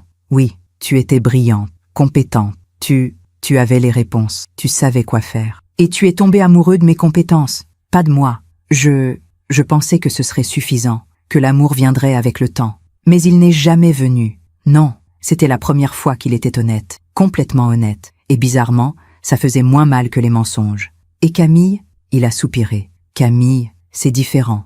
On s'est rencontrés quand on avait 25 ans. On a grandi ensemble. On s'est aimés passionnément. Mais ma mère trouvait qu'elle n'était pas assez ambitieuse, qu'elle était trop libre, trop artiste. Alors ta mère vous a séparés. Oui, elle a insisté. Elle a dit que Camille ne m'aiderait jamais à redresser l'entreprise, que j'avais besoin d'une femme solide. Solide. Encore ce mot. Je suis désolée. Tu t'es servi de moi. Oui, ta mère s'est servie de moi. Oui. Et maintenant que l'entreprise va bien, vous voulez Camille de retour. Il n'a rien dit. Mais son silence était une réponse. J'ai regardé cet homme que j'avais épousé, cet homme pour qui j'avais tout sacrifié. Et je n'ai ressenti ni colère ni tristesse, juste du vide. Pars, Jean-Philippe. Théa, pars, s'il te plaît. Il est parti, sans un mot de plus. Quelques jours plus tard, j'ai reçu un appel de mon avocat. Madame Roussel, ils proposent un arrangement. Quel genre d'arrangement? Ils acceptent de vous rembourser, mais en plusieurs fois. 200 000 € immédiatement, le reste sur 5 ans. Et le divorce? Ils acceptent aussi, sans opposition, à condition que vous renonciez aux dommages et intérêts pour préjudice moral. J'ai réfléchi. Et l'entreprise? Ils proposent de vous céder 10% des parts, officiellement, avec dividende. 10%? Oui, ce n'est pas négligeable. J'en ai reconstruit 90%. Je sais, mais légalement, c'est déjà une victoire. Vous pourriez accepter et repartir avec quelque chose. J'ai regardé par la fenêtre. Paris sous la pluie, gris, froid. Non, non, non. Je veux tout. Maintenant. Madame Roussel, soyez réaliste. Si on va au tribunal, ça va prendre des mois, des années peut-être. Alors on ira. Ils vont tout perdre. Tant mieux. Il y a eu un silence. Vous êtes sûr? Oui, parce que ce n'est pas une question d'argent. C'est une question de justice. Début mars, j'ai reçu un message inattendu de Camille. Théa, j'aimerais qu'on se parle, seul à seul, s'il te plaît. J'ai hésité, longtemps. Puis, j'ai accepté. Nous nous sommes retrouvés dans un café du 6e arrondissement. Un endroit neutre, impersonnel. Elle était déjà là quand je suis arrivée, assise près de la fenêtre, élégante comme toujours. Mais son visage était marqué, fatigué. Merci d'être venue. Je me suis assise, sans répondre. Elle a commandé 2 cafés. Puis elle a dit « Je sais ce que tu penses de moi. Tu ne sais rien de ce que je pense. Tu penses que je suis une voleuse, une briseuse de couple. Ce n'est pas toi qui as brisé le couple, c'est Jean-Philippe, et Clarisse, et moi aussi, pour avoir accepté si longtemps. » Elle a baissé les yeux. « Je suis désolée. Pourquoi? Pour tout. Pour être revenue. Pour avoir accepté ce travail. Pour être tombée amoureuse d'un homme marié? Oui, j'ai bu une gorgée de café. Amer, brûlant. Tu l'aimes vraiment? » Elle a levé les yeux vers moi. Surprise. Oui, depuis que j'ai 25 ans. Et lui? Il m'aime aussi. Mais il avait peur. Peur de décevoir sa mère. Peur de perdre l'entreprise. Peur de tout. Alors, il m'a épousée. Moi, la femme solide. Elle n'a rien dit. Tu sais ce qui est drôle, Camille? Tu sais ce qui est vraiment drôle? Quoi? C'est que tu as gagné. Tu l'as eu finalement. Jean-Philippe, Clarisse t'adore. L'entreprise prospère. Tu as tout. Sauf que ce n'est pas ce que je voulais. Pas comme ça. Alors comment? Je voulais qu'il me choisisse. Librement. Pas parce que tu es parti. J'ai souri, tristement. Désolée de te décevoir, mais je ne suis pas partie pour vous laisser la place. Je suis partie pour me sauver. Elle a hoché la tête, les larmes aux yeux. Tu es plus forte que moi. Non, je suis juste plus fatiguée. En partant, elle m'a dit, si ça peut te consoler, je ne suis pas heureuse. Pourquoi? Parce que je sais que Jean-Philippe ne m'aime pas autant que je l'aime. Il m'aime, par habitude, par nostalgie, mais il ne m'aime pas vraiment. Pas comme un homme devrait aimer une femme. Bienvenue dans mon monde. Elle a essuyé une larme. On est toutes les 2 victimes de la même famille. Peut-être. Mais moi, j'ai décidé de ne plus l'être. Ce soir-là, j'ai ouvert mon carnet Bordeaux. J'ai relu toutes les notes, tous les chiffres, toutes les dates, 15 ans de vie, résumés en colonnes et en euros. Puis j'ai écrit une dernière phrase. Ce carnet n'est pas un registre de comptes. C'est la preuve que j'ai existé, que j'ai donné, que j'ai construit et que je n'ai jamais été reconnue. Mais maintenant, je me reconnais moi-même. Et ça suffit. Quelques jours plus tard, Clarisse m'a appelé. Une dernière fois. Sa voix était différente, brisée. « Théa, s'il te plaît, arrête tout ça. Pourquoi? Parce que tu vas détruire mon fils, mon entreprise. Tout ce que mon mari a construit. Votre mari n'a rien construit. Il a laissé un empire en ruine. C'est moi qui l'ai reconstruit. Avec notre nom, avec mon argent. Tu es cruel. Non, je suis juste, ce n'est pas pareil. Je ne te reconnais plus. Moi non plus, Clarisse. Moi non plus. Elle a raccroché. Je me demande encore si j'ai fait le bon choix. Et vous? Qu'auriez-vous fait à ma place? Mi-mars, l'avocat m'a rappelé. Ils capitulent. Pardon. Ils acceptent vos conditions. Remboursement intégral. 550 000 €. En une seule fois. Comment? Ils vendent la boutique du Marais. Et ils contractent un prêt pour le reste. Et l'entreprise, ils la gardent. Mais elle sera lourdement endettée pendant des années. Bien. Le divorce sera prononcé dans 2 mois. Parfait. Vous avez gagné, Madame Roussel. J'ai fermé les yeux. Gagné. Avais-je vraiment gagné? J'avais récupéré mon argent, ma liberté, ma dignité. Mais j'avais perdu 15 ans de ma vie. Était-ce une victoire? Quelques jours plus tard, j'ai reçu un virement. 550 000 € sur mon compte. J'ai regardé le relevé. Longtemps. Ces chiffres, ces euros. Ils représentaient 15 ans de sacrifice, de douleur, d'oubli de moi-même. Mais ils représentaient aussi autre chose, ma renaissance. Le dernier soir que j'ai passé dans notre appartement de Montparnasse, j'ai fait mes valises, calmement, méthodiquement. Les vêtements, les livres, les photos.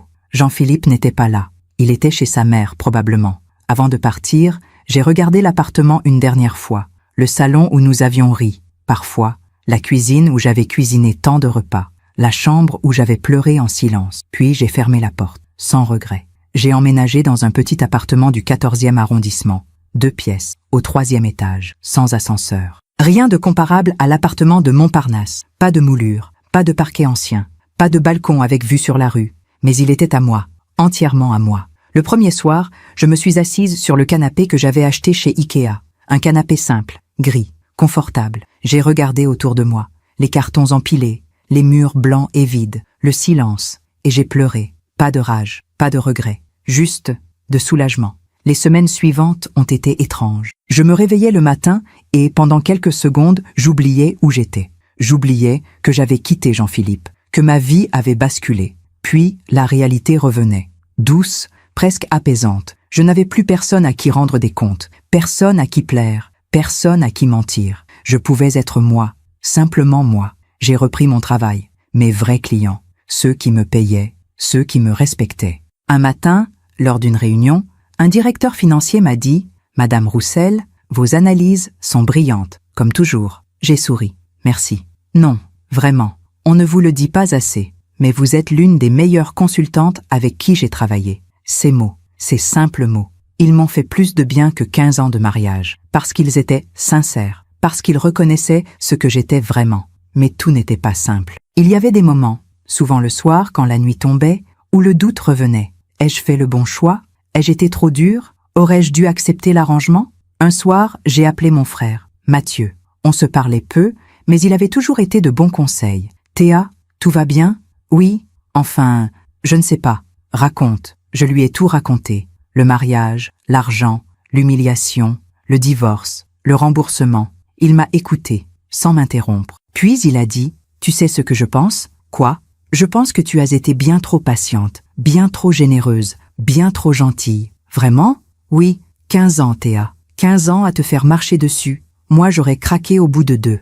Mais j'ai détruit leur entreprise, leur vie. Non, toi, tu as récupéré ce qui t'appartenait. Eux, ils ont détruit leur propre vie, par leur égoïsme, leur ingratitude, leurs mensonges. J'ai fermé les yeux. Ces mots me faisaient du bien. Tu crois que je n'ai pas été cruelle? Cruelle? Théa, tu as reconstruit leur empire avec ton argent. Tu les as sauvés de la ruine. Et eux, ils t'ont traité comme une employée. Pire, comme une intruse. Oui, alors non. Tu n'as pas été cruelle. Tu as été juste. Avril est arrivé. Le printemps. Les arbres bourgeonnaient. Paris se réveillait. Et moi aussi. J'ai commencé à sortir, à voir des amis que j'avais négligés pendant toutes ces années. Sophie, mon amie d'université. On s'était perdus de vue. Nous nous sommes retrouvés dans un bistrot du 11e. Elle m'a regardée, surprise. « Théa? Mon Dieu, ça fait combien de temps? » Trop longtemps. Nous avons commandé du vin, parlé, ri. À un moment, elle m'a dit « Tu as changé. » Vraiment? Oui, tu es différente, plus légère, plus présente. C'est parce que je suis enfin moi-même. Raconte. Je lui ai raconté tout. Elle m'a écouté, les yeux écarquillés. Quand j'ai eu fini, elle a secoué la tête. Ces gens sont des monstres. Non, ils ne sont pas des monstres. Ils sont juste égoïstes, aveugles, prisonniers de leur propre image. Tu es trop indulgente. Peut-être. Mais je ne veux plus porter de colère. J'ai assez porté. Mais la colère, parfois, revenait quand même. Un jour, en me promenant rue des Francs-Bourgeois, je suis passée devant la boutique. Textile Valadon.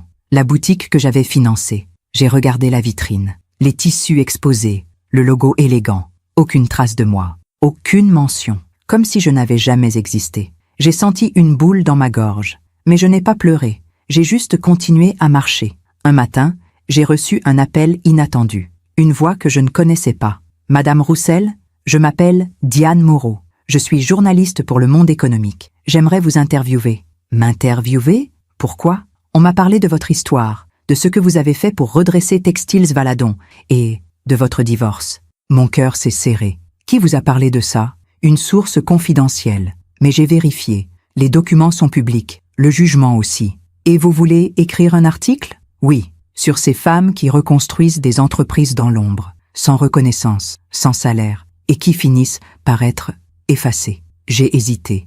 Je ne sais pas si c'est une bonne idée. Pourquoi? Parce que je ne veux pas me venger. Je ne veux pas leur faire du mal. Ce n'est pas de la vengeance, Madame Roussel, c'est de la vérité. Et votre histoire pourrait aider d'autres femmes, des femmes qui vivent la même chose, qui se taisent, qui acceptent. J'ai pensé à toutes ces femmes, invisibles, dévouées, oubliées. D'accord, je vais réfléchir. Prenez votre temps, mais sachez que votre voix compte. Ce soir-là, j'ai ouvert mon carnet Bordeaux. Je l'ai relu. de la première page à la dernière, tous ces chiffres, toutes ces dates, toutes ces preuves de mon existence. Et j'ai pensé, peut-être que mon histoire peut servir à quelque chose, peut-être qu'elle peut réveiller d'autres femmes, leur dire « Vous valez plus que ça, vous méritez mieux ». J'ai rappelé la journaliste. « Diane, c'est Théa Roussel, j'accepte l'interview ». L'article est sorti 3 semaines plus tard, en première page du supplément économique. Les fantômes des entreprises familiales, quand les femmes reconstruisent et disparaissent. Mon histoire y était racontée, avec tous les détails, les investissements, l'absence de reconnaissance, l'humiliation, le divorce, mais aussi ma victoire, mon remboursement, ma renaissance. L'article se terminait ainsi. Théa Roussel n'est pas une exception. Elle est le symbole de milliers de femmes qui donnent tout, leur argent, leur temps, leur vie, à des familles qui ne les voient pas. Son histoire est un rappel. La dignité n'a pas de prix. Et le silence finit toujours par se briser. Le lendemain, mon téléphone n'a pas arrêté de sonner. Des femmes, dizaines de femmes, qui m'écrivaient, m'appelaient, me remerciaient. J'ai vécu la même chose. Votre histoire m'a ouvert les yeux. Merci d'avoir eu le courage de parler. J'ai pleuré en lisant ces messages. Mais ce n'étaient plus des larmes de douleur. C'étaient des larmes de sens, de reconnaissance, de connexion. Jean-Philippe a aussi lu l'article. Il m'a appelé, furieux. Comment as-tu pu faire ça? Faire quoi? Raconter tout ça? À un journaliste? C'est de la vie privée? Non, c'est de la vérité. Et la vérité est publique. Tu nous as humiliés? Non. Vous vous êtes humiliés tout seul. Moi, j'ai juste raconté les faits. Ma mère est effondrée. Elle ne sort plus de chez elle. Les gens parlent. Ils la montrent du doigt. Et alors? Moi, pendant 15 ans, j'ai été montré du doigt. Comparé. Humilié. Tu ne t'en es jamais soucié. C'est différent.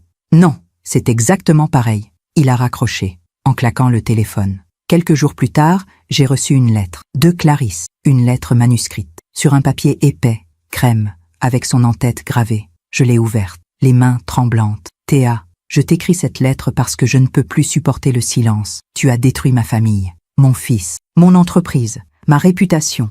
Tout ce que mon mari a construit, tu l'as sali. Tu nous as traînés dans la boue. Pourquoi? Pour de l'argent? Pour te venger? Je pensais que tu étais une femme bien. J'avais tort. Tu n'es qu'une calculatrice. Une ingrate, une femme sans cœur. J'espère que tu es fière de toi. Je ne te pardonnerai jamais, Clarisse Valadon. J'ai relu la lettre, 2 fois, 3 fois, puis j'ai fait quelque chose que je n'aurais jamais imaginé faire. J'ai ri, un rire profond, libérateur, parce que cette lettre pleine de venin, de rage, d'aveuglement, était la preuve ultime. Clarisse ne comprenait toujours pas. Elle se considérait comme la victime. Elle, pas moi. J'ai posé la lettre sur la table. Je n'ai pas répondu. Parce que certaines personnes ne méritent pas de réponse. Certaines personnes ne comprendront jamais. Et ce n'était plus mon problème. En mai, le divorce a été prononcé officiellement. J'ai reçu le jugement par courrier. Un document froid, administratif, qui mettait fin à 15 ans de mariage en 3 pages. Le divorce est prononcé au tort partagé. Tort partagé. J'ai souri amèrement. Même la justice trouvait un moyen de m'accuser. Mais peu importait. J'étais libre. Un soir, je suis retourné sur les quais de Seine, là où j'avais pleuré après le dîner de Noël. Cette fois, il faisait doux. Le soleil se couchait, des couleurs roses et dorées sur l'eau. J'ai regardé le fleuve, son mouvement constant, imperturbable. Et j'ai pensé, la vie est comme ça.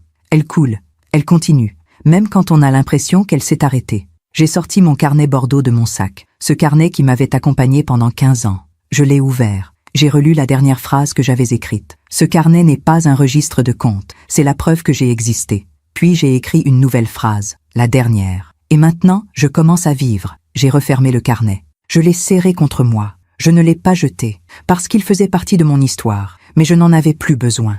Quelques semaines plus tard, j'ai appris que Textiles Valadon était en difficulté. Pas une faillite, pas encore, mais des difficultés financières importantes. Le prêt contracté pour me rembourser pesait lourd. Très lourd. Ils avaient dû licencier 3 employés, fermer la boutique du Marais, celle que j'avais financée. Jean-Philippe et Clarisse travaillaient jour et nuit pour maintenir l'entreprise à flot. Camille était partie, retournée à Milan. Apparemment, l'amour ne suffisait pas quand les comptes étaient dans le rouge. Un ami commun m'a raconté, Jean-Philippe est épuisé, Clarisse aussi. Ils ont vieilli de 10 ans en quelques mois. J'ai écouté, sans commentaire. Tu ne ressens rien? Pas de pitié? Si, de la pitié. Mais pas pour eux, pour le temps que j'ai perdu. Un jour, je suis tombée sur Jean-Philippe par hasard, dans une boulangerie du 6e arrondissement. Il faisait la queue. Je suis entrée. Nos regards se sont croisés. Il a pâli. Il a hésité, puis il s'est approché. Théa. Jean-Philippe. Un silence gêné. Comment vas-tu? Bien, très bien même. Tant mieux. Il avait maigri. Des cernes sous les yeux, des cheveux gris sur les tempes. Et toi? Il a haussé les épaules. On survit. L'entreprise tient le coup. Mais c'est dur. Je vois. Camille est partie. J'ai entendu. Elle n'a pas supporté la pression. Les dettes, les critiques. Dommage. Il m'a regardé. Longuement. Tu as eu ce que tu voulais, Théa. Vraiment? Et qu'est-ce que je voulais, selon toi? Nous détruire. J'ai secoué la tête. Non. Je voulais juste récupérer ma dignité. Si ça vous a détruit, c'est parce que vous étiez construit sur mes sacrifices, pas sur du solide. Il n'a rien répondu. Je dois y aller. Bonne continuation, Jean-Philippe. Théa, attends, je me suis retournée. Oui, je suis désolée. Pour tout. J'ai souri, tristement. Moi aussi. Et je suis partie. Ce soir-là, je me suis regardée dans le miroir. J'avais 55 ans. Des cheveux gris que je ne teignais plus. Des rides, des cernes. Mais mes yeux brillaient, d'une lumière que je ne leur avais pas vue depuis longtemps. J'étais fatiguée, meurtrie, reconstruite. Mais j'étais moi, entièrement moi. J'ai pensé à ma mère, décédée 10 ans plus tôt. Elle me disait toujours, « Théa, n'oublie jamais qui tu es, même quand on essaie de t'effacer. » J'avais oublié. Pendant 15 ans, j'avais oublié. Mais maintenant, je me souvenais. Quelques jours plus tard, une femme m'a contactée via LinkedIn. Elle s'appelait Isabelle, 52 ans, divorcée récemment. Elle avait lu l'article dans Le Monde économique. « Madame Roussel, je voulais juste vous dire merci. » Pourquoi? Parce que votre histoire m'a donné le courage de partir. J'étais dans la même situation, mariée à un homme qui me prenait tout, mon argent, mon temps, mon âme. Et maintenant, je suis libre, comme vous. J'ai souri. Alors ça valait la peine. Quoi? De raconter mon histoire. Si elle a aidé ne serait-ce qu'une femme, alors ça valait la peine. Juin est arrivé. L'été, la lumière, la chaleur. Je me suis inscrite à des cours de peinture. Quelque chose que j'avais toujours voulu faire, mais que je n'avais jamais eu le temps. Le premier jour, le professeur m'a demandé « Qu'est-ce que vous voulez peindre ?» J'ai réfléchi. « Moi-même. Je veux me peindre moi-même. » Il a souri. « C'est le sujet le plus difficile. Je sais. » Le soir, seul dans mon petit appartement, j'ai ouvert une bouteille de vin, un bon vin, celui que je n'achetais jamais parce que c'était trop cher ou pour les occasions spéciales. Mais ce soir, j'ai décidé que ma vie était une occasion spéciale. J'ai bu, lentement, en regardant par la fenêtre, les toits de Paris, le ciel qui virait aux roses. Et j'ai pensé, j'ai perdu 15 ans, j'ai perdu un mari, une famille, une illusion. Mais j'ai gagné quelque chose de bien plus précieux.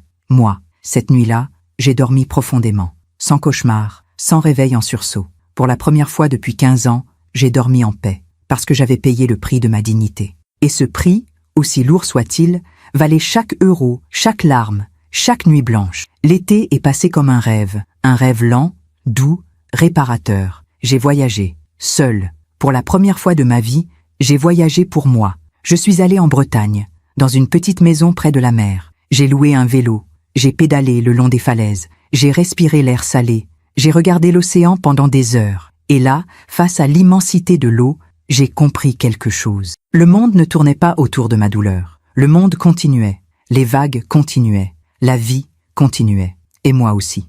Un matin, assise sur une plage déserte, j'ai sorti mon carnet Bordeaux.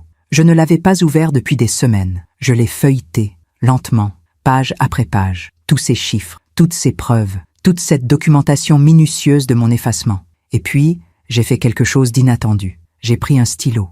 Et sur la dernière page blanche, j'ai écrit « Je pardonne ». Pas pour eux, pour moi. Parce que porter de la colère, c'est comme porter des pierres. Ça pèse, ça épuise, ça empêche d'avancer. Et moi, je voulais avancer. Légère, libre. En septembre, de retour à Paris, j'ai reçu un appel étrange. Une voix de femme, jeune, hésitante. « Madame Roussel, je m'appelle Élise. Élise Dumont. Je travaillais chez Textile Valadon. Enfin, je travaillais. Jusqu'à ce qu'on me licencie. Je vois. Je suis désolée. Non, ce n'est pas pour ça que j'appelle. C'est pour autre chose. Oui, je voulais vous dire merci. Me remercier? Pourquoi? Parce que vous êtes parti. Parce que vous avez osé demander justice. Et ça m'a ouvert les yeux.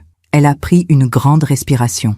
J'ai travaillé là-bas pendant 3 ans, comme comptable. Et j'ai vu comment ils parlaient de vous. Comment ils effaçaient votre nom des documents. Comment ils s'attribuaient tout. Je sais. Mais moi, j'avais peur de dire quelque chose. Peur de perdre mon travail. Alors je me suis tue. et j'ai honte. Ne culpabilisez pas. Le silence, c'est une protection. Je comprends. Vous ne m'en voulez pas? Pourquoi je vous en voudrais? Vous n'êtes pas responsable de leur choix. Elle a pleuré au téléphone, doucement. Merci de dire ça. Élise, qu'allez-vous faire maintenant? Je cherche un autre travail, quelque chose de mieux, quelque part où on me respecte. Envoyez-moi votre CV. J'ai des contacts, je peux peut-être vous aider. Vraiment? Oui, vraiment. Une semaine plus tard, j'avais trouvé un poste pour Élise, dans une entreprise sérieuse, avec un bon salaire, un contrat en bonne et due forme. Elle m'a appelé en pleurant de joie. Madame Roussel, je ne sais pas comment vous remercier. Vous n'avez pas à me remercier. Vous méritez cette chance. Vous êtes une personne extraordinaire. Non, je suis juste une personne qui comprend ce que c'est d'être invisible. Ce geste, aider Élise, m'a fait plus de bien que toutes les thérapies du monde, parce qu'il m'a rappelé quelque chose d'essentiel. La vraie victoire n'est pas dans la vengeance, elle est dans la reconstruction, dans le fait de transformer la douleur en quelque chose d'utile, de beau. En octobre, j'ai reçu une invitation inattendue, une conférence, à la Sorbonne, sur les femmes entrepreneurs et les inégalités dans le monde des affaires. L'organisatrice m'avait contacté après avoir lu l'article dans Le Monde économique. Madame Roussel, nous aimerions que vous interveniez, que vous racontiez votre parcours. Moi? Parler en public? Oui. Votre histoire est importante. Elle peut inspirer d'autres femmes. J'ai hésité, longtemps. Parler en public de ma vie, de mon échec, de ma reconstruction. C'était effrayant, mais aussi libérateur. D'accord, j'accepte. Le jour de la conférence, j'étais terrorisée. Il y avait plus de 200 personnes dans l'amphithéâtre, des femmes surtout, mais aussi des hommes, des étudiants, des professeurs, des entrepreneurs. Je suis montée sur scène, les jambes tremblantes, le cœur battant. J'ai regardé la salle, toutes ces personnes, qui m'attendaient, qui voulaient m'écouter, et j'ai commencé. Bonjour, je m'appelle Théa Roussel, j'ai 55 ans, et pendant 15 ans, j'ai été invisible. Un silence, attentif, respectueux. J'ai reconstruit une entreprise familiale, avec mon argent, mon travail, mes compétences, et pendant tout ce temps, mon nom n'est apparu nulle part. J'ai été effacée, systématiquement, méthodiquement. J'ai raconté tout, sans rien cacher, sans rien embellir. Les investissements, l'humiliation, la trahison, le divorce, la récupération, et surtout, la renaissance. À la fin, j'ai dit, je ne suis pas là pour dire que toutes les femmes doivent partir, ou se battre, ou réclamer justice. Chacune fait ses choix. Mais je suis là pour dire, vous valez quelque chose, vous avez de la valeur. Et si on vous efface, si on vous ignore, si on vous méprise, vous avez le droit de partir, de réclamer ce qui vous appartient, de vous sauver. Un silence, long, profond, puis des applaudissements, d'abord hésitants, puis de plus en plus forts, de plus en plus nourris. Des femmes se sont levées, puis toute la salle, une ovation debout. J'ai regardé tous ces visages, émus, reconnaissants, et j'ai compris. Ma douleur avait un sens, elle servait à quelque chose, elle éclairait le chemin pour d'autres. Après la conférence, des dizaines de femmes sont venues me parler, des femmes de tous âges, de tous horizons. Merci, votre histoire, c'est la mienne. Je vis exactement la même chose, vous m'avez donné du courage. Je vais partir, grâce à vous, je les ai écoutées, toutes, je leur ai donné mes coordonnées. Je leur ai dit, appelez-moi si vous avez besoin, parce que je savais ce que c'était, la solitude, le doute, la peur. Et si je pouvais aider, ne serait-ce qu'une seule femme, alors tout ce que j'avais vécu avait un sens. Ce soir-là, seule dans mon appartement, j'ai ouvert une bouteille de champagne, pour célébrer. Pas ma victoire sur Jean-Philippe, pas mon argent récupéré, mais ma victoire sur moi-même, sur ma peur, sur mon silence. Quelques jours plus tard, j'ai reçu un message de Camille. Théa, j'ai vu la vidéo de ta conférence à la Sorbonne. C'était magnifique, bouleversant. Je voulais juste te dire, tu es une femme incroyable. Et je regrette tout.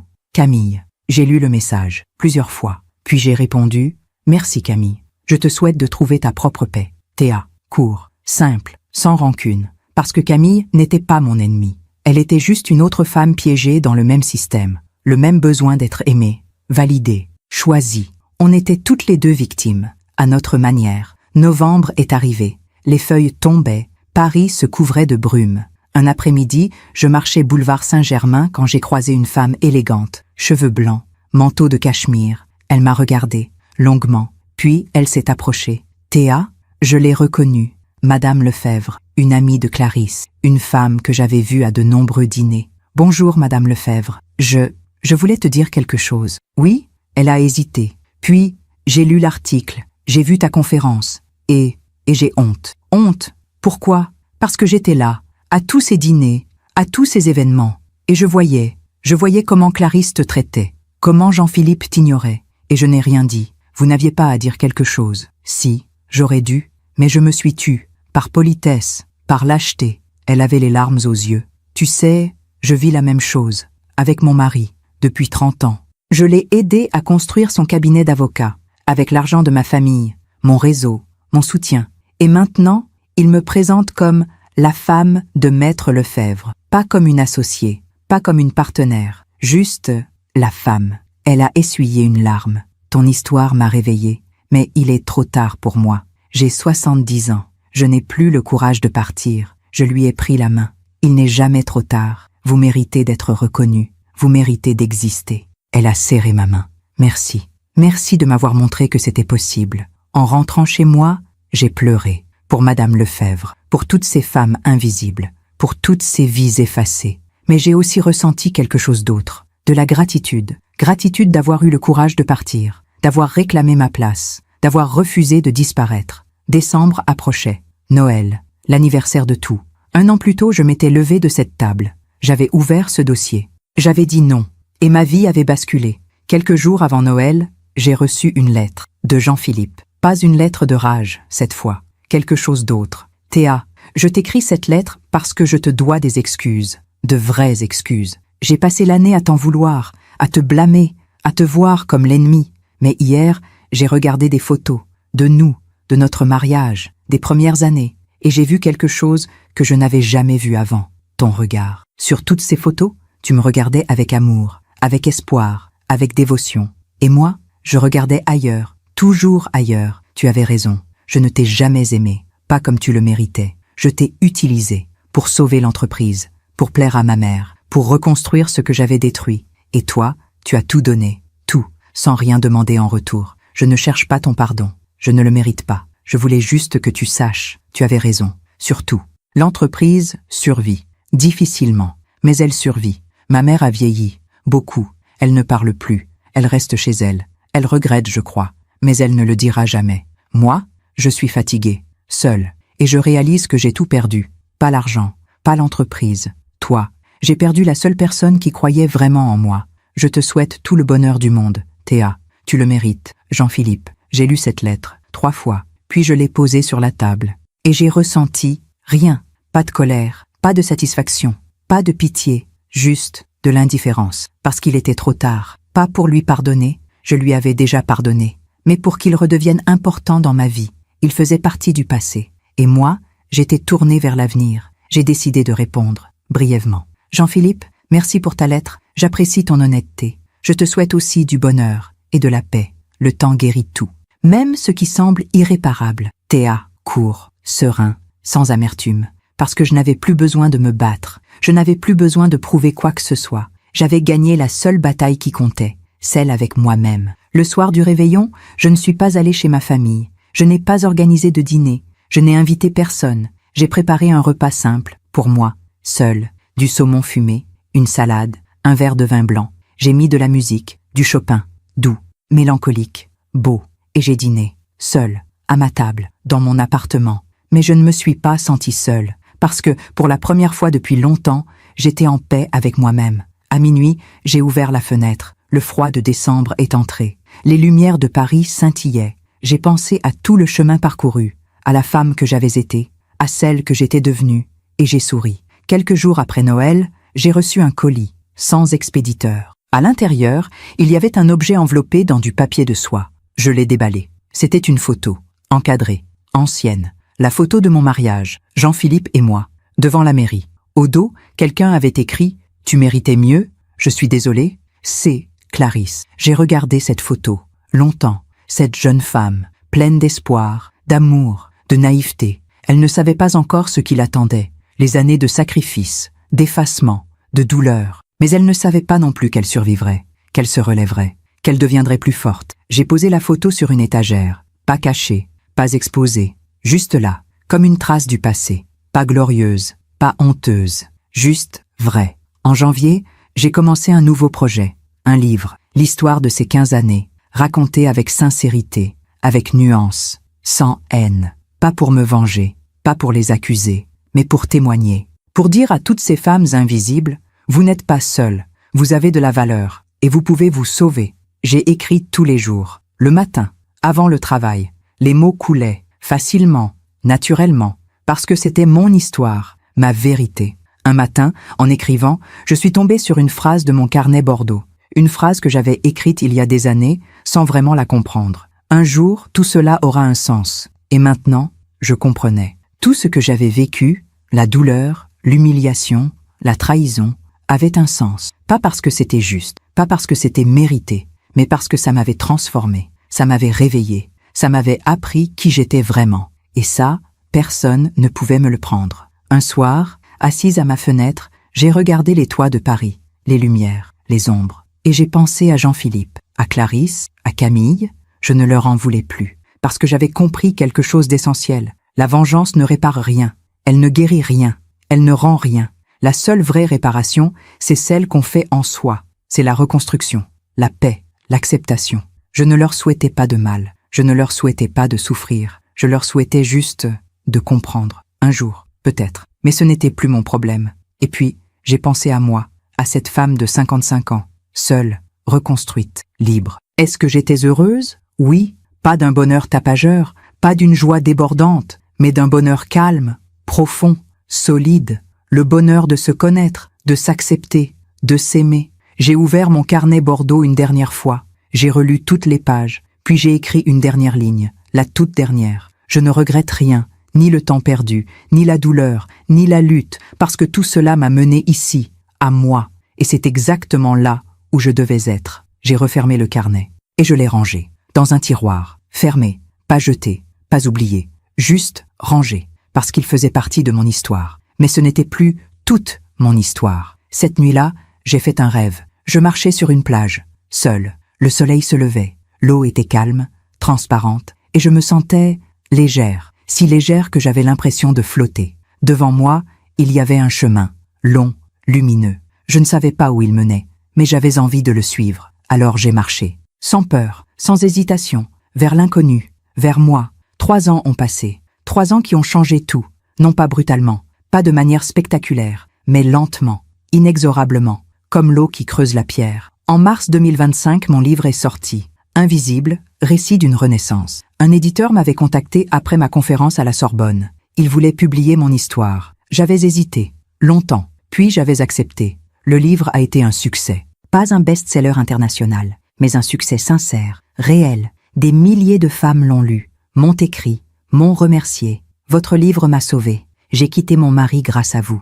Vous m'avez donné le courage d'exister. Chaque message me touchait, profondément, parce que c'était la preuve que ma douleur avait servi, qu'elle avait éclairé le chemin pour d'autres. J'ai été invitée à de nombreuses conférences, en France, en Belgique, en Suisse, au Québec. Partout, je racontais la même histoire, avec la même sincérité, le même respect pour la vérité. Et partout, des femmes venaient me voir, les yeux brillants, le cœur ouvert. Moi aussi, j'étais invisible. Moi aussi, j'ai tout donné. Moi aussi, je me suis perdue. Je les écoutais, toutes. Je leur donnais ce que personne ne m'avait donné pendant 15 ans, de l'attention, de la reconnaissance, du respect. Mon cabinet de consulting prospérait. J'avais embauché 2 collaboratrices, jeunes, brillantes, ambitieuses. Je leur payais bien, je les formais, je les respectais. Elles me disaient que souvent, « Madame Roussel, vous êtes une patronne extraordinaire. » Et je répondais, « Non, je suis juste la patronne que j'aurais voulu avoir. » Ma vie personnelle avait aussi changé.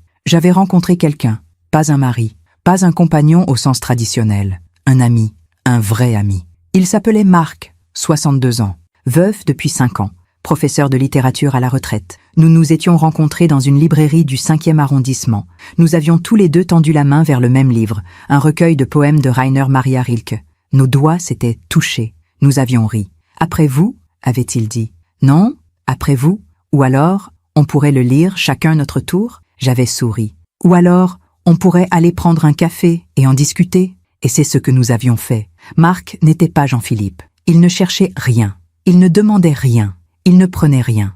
Il était juste là, présent, attentif, respectueux. Nous prenions des cafés ensemble. Nous marchions dans Paris. Nous parlions de livres, de musique, de vie. Il me faisait rire, pas avec des blagues, mais avec sa façon de voir le monde, légère, poétique, sage. Un jour, je lui ai raconté mon histoire. Tout, sans rien cacher. Il m'a écouté. Puis il a dit « Tu sais ce que je pense ?»« Quoi ?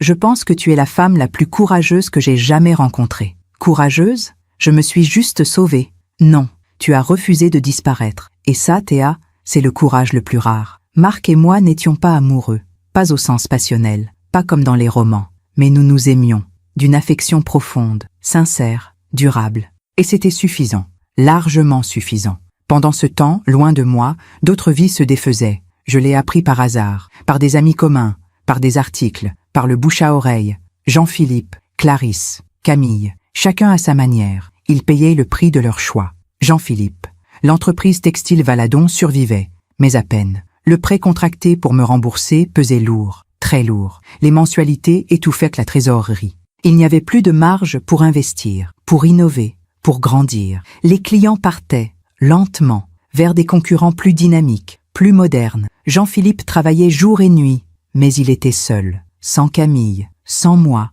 sans personne. Élise, la comptable que j'avais aidée, m'a raconté qu'elle l'avait croisé un jour. Madame Roussel, il a tellement vieilli, il fait 10 ans de plus, il a les cheveux blancs, le dos voûté, il marche comme un vieil homme. Et l'entreprise, elle survit, mais de justesse. Chaque mois, c'est une bataille. Et lui, il est seul, complètement seul. J'ai ressenti de la compassion, pas de joie, pas de satisfaction, juste de la compassion. Parce que Jean-Philippe n'était pas un monstre, c'était juste un homme faible, un homme qui avait fait de mauvais choix, un homme prisonnier de sa mère, de son image, de ses peurs. Et maintenant, il payait. Un jour, j'ai reçu un message de lui. « Théa, je sais que je n'ai pas le droit de te demander quoi que ce soit, mais j'ai besoin d'un conseil. L'entreprise est en difficulté. Je ne sais plus quoi faire. Tu étais la seule qui savait. Si tu peux, juste un conseil, s'il te plaît. » J'ai lu ce message plusieurs fois. J'aurais pu ignorer, j'aurais pu refuser, j'aurais pu savourer cette revanche silencieuse. Mais je ne l'ai pas fait, parce que je n'étais plus cette femme, la femme qui cherchait la revanche. J'ai appelé un cabinet de consulting. Excellent, sérieux. J'ai un client potentiel pour vous. Il s'appelle Jean-Philippe Valadon. Son entreprise a besoin d'aide. C'est votre ex-mari, n'est-ce pas? Oui. Et vous voulez qu'on l'aide? Oui. Professionnellement? Honnêtement. Vous êtes surprenante. Non. Je suis juste en paix. Puis j'ai écrit à Jean-Philippe. J'ai donné tes coordonnées au cabinet Moreau & Associés. Ils sont excellents. Ils peuvent t'aider. Ce que tu feras de cette aide, c'est ton choix. Bonne chance, Théa. Il a répondu, merci, je ne mérite pas ta gentillesse. Et c'était vrai. Il ne la méritait pas. Mais je ne l'ai pas fait pour lui. Je l'ai fait pour moi. Pour rester fidèle à ce que j'étais devenue. Clarisse. Clarisse avait vieilli aussi. Brutalement. Après la publication de mon livre, où je racontais tout, y compris son rôle, elle était devenue un symbole. Le symbole de ces belles-mères toxiques. De ces matriarches qui écrasent les femmes de leurs fils. Elle ne sortait plus. Elle ne recevait plus. Les amis s'étaient éloignés. Lentement. Discrètement. Mais sûrement. Madame Lefebvre m'a raconté. Clarisse est seule. Complètement seule. Elle passe ses journées dans son appartement. Elle ne voit personne. Jean-Philippe vient une fois par semaine. Par devoir. Mais ils ne se parlent presque plus. Elle regrette? Je ne sais pas. Elle ne l'admettra jamais. Mais je pense que oui. Elle a tout perdu. Son fils la tolère à peine. Son entreprise familiale agonise. Et toi, tu as réussi. Tu es libre. Tu es heureuse. Et ça l'arrange? Oui. Un jour, c'était en novembre 2024, j'ai reçu un appel. De l'hôpital. Madame Roussel, nous vous appelons au sujet de Clarisse Valadon. Mon cœur s'est serré. Oui, elle a fait un AVC. Elle est hospitalisée. Elle a demandé à vous voir. Moi? Pourquoi moi? Je ne sais pas. Mais elle insiste. J'ai hésité. Longtemps. Puis je suis allée. Clarisse était allongée dans un lit d'hôpital. Pâle, amaigrie, fragile, si différente de la femme hautaine que j'avais connue. Quand elle m'a vue, ses yeux se sont remplis de larmes. « Théa, tu es venue. » Oui, je me suis assise à côté d'elle, en silence. Elle a pris ma main, faiblement. Je suis désolée. Pourquoi? Pour tout. Pour t'avoir traité comme rien. Pour avoir préféré Camille. Pour avoir dit ces mots horribles. Au dîner de Noël. Oui, silence. Je pensais que je protégeais mon fils, que je protégeais notre nom, notre famille. Mais en réalité, j'ai tout détruit. Elle pleurait, doucement, silencieusement. Jean-Philippe ne me parle presque plus. Il me rend visite par obligation. Mais il ne m'aime plus. je le vois dans ses yeux. Clarisse, et toi, tu étais la meilleure chose qui lui soit arrivée. Et je t'ai chassée, par orgueil, par bêtise. J'ai serré sa main. C'est fini maintenant. Tu me pardonnes? J'ai réfléchi, longtemps. Puis j'ai dit, oui, je vous pardonne. Elle a pleuré encore plus fort. Pourquoi? Pourquoi tu me pardonnes? Après tout ce que je t'ai fait? Parce que garder de la rancune, c'est comme boire du poison et espérer que l'autre meure. Je ne veux plus de poison dans ma vie. Elle a hoché la tête, faiblement. Tu es une femme meilleure que moi. Non, je suis juste une femme qui a appris. Je suis restée 1 heure. Nous avons parlé. Pas de tout. Juste de petites choses, de souvenirs, de regrets. Avant de partir, elle m'a dit, « Théa, est-ce que tu es heureuse? Oui, tant mieux. Tu le mérites. Vous aussi, Clarisse. Vous méritez la paix. Je ne sais pas si je la trouverai. Mais merci d'être venue. Je suis partie, le cœur lourd, mais en paix. » Clarisse est sortie de l'hôpital 2 semaines plus tard, mais elle n'était plus la même. L'AVC l'avait affaiblie, physiquement, mentalement. Elle avait perdu cette assurance, cette arrogance, cette froideur. Elle était juste humaine, fragile, vulnérable. Madame Lefebvre m'a dit plus tard, « Clarisse parle de toi, souvent. Elle dit que tu es la seule qui lui ait pardonné, que tu es la seule qui soit venue la voir. Et Jean-Philippe, il vient, mais il y a une distance, une froideur. Quelque chose s'est brisé entre eux. Camille était revenue, après mon départ, après le divorce. Elle pensait que Jean-Philippe l'attendait, qu'ils allaient enfin être ensemble, heureux, libres. Mais ce n'était pas ce qui s'était passé. Une amie commune, Sophie, m'a raconté. Camille est revenue, pleine d'espoir. Elle pensait que Jean-Philippe allait l'épouser, qu'ils allaient vivre leur grand amour. Et Jean-Philippe était différent, brisé, amer. Il ne parlait que de l'entreprise, des dettes, de toi, de moi. Oui, il disait, Théa avait raison. Théa savait. J'aurais dû l'écouter. Camille a essayé, vraiment. Mais elle ne pouvait pas rivaliser avec ton fantôme. Je ne suis pas un fantôme. Je suis juste partie. Oui, mais pour lui, tu es devenue une icône. La femme parfaite qu'il a perdue. Camille avait fini par partir. Encore. Définitivement cette fois. Elle avait réalisé que Jean-Philippe ne l'aimait pas vraiment.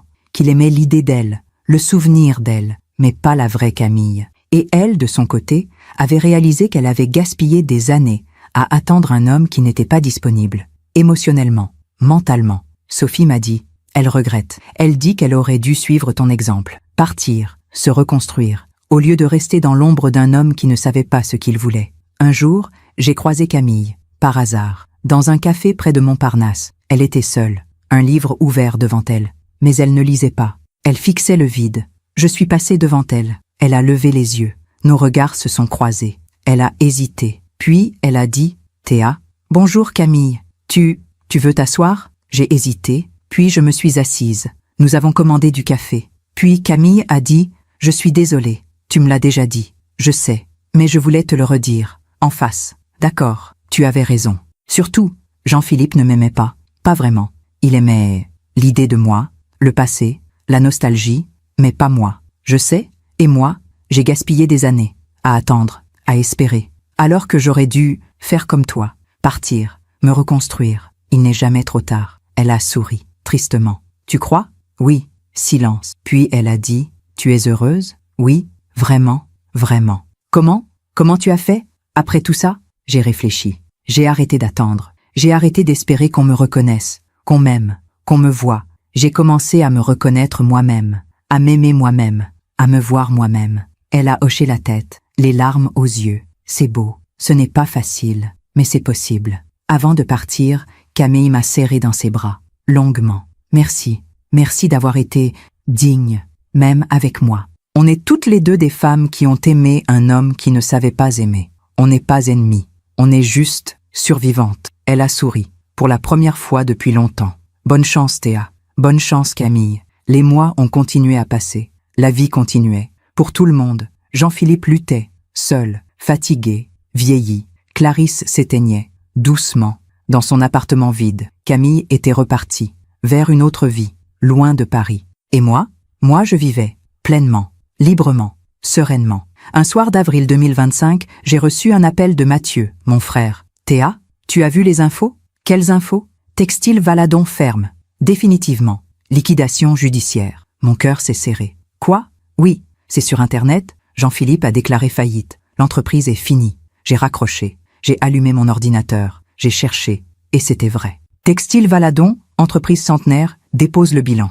L'article racontait les dettes, les difficultés, la faim.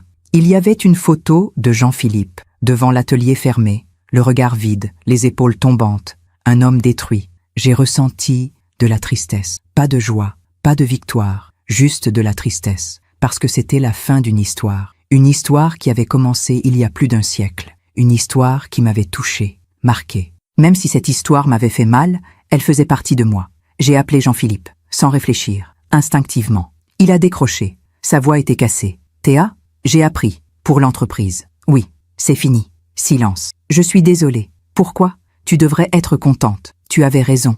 J'ai tout perdu. Je ne suis pas contente. Je suis juste triste. Pourquoi? Après tout ce qu'on t'a fait? Parce que je ne suis pas une femme qui se réjouit de la souffrance des autres, même quand ils m'ont fait du mal. » Il a pleuré, au téléphone, sans retenue. « J'ai tout perdu, Théa. Tout.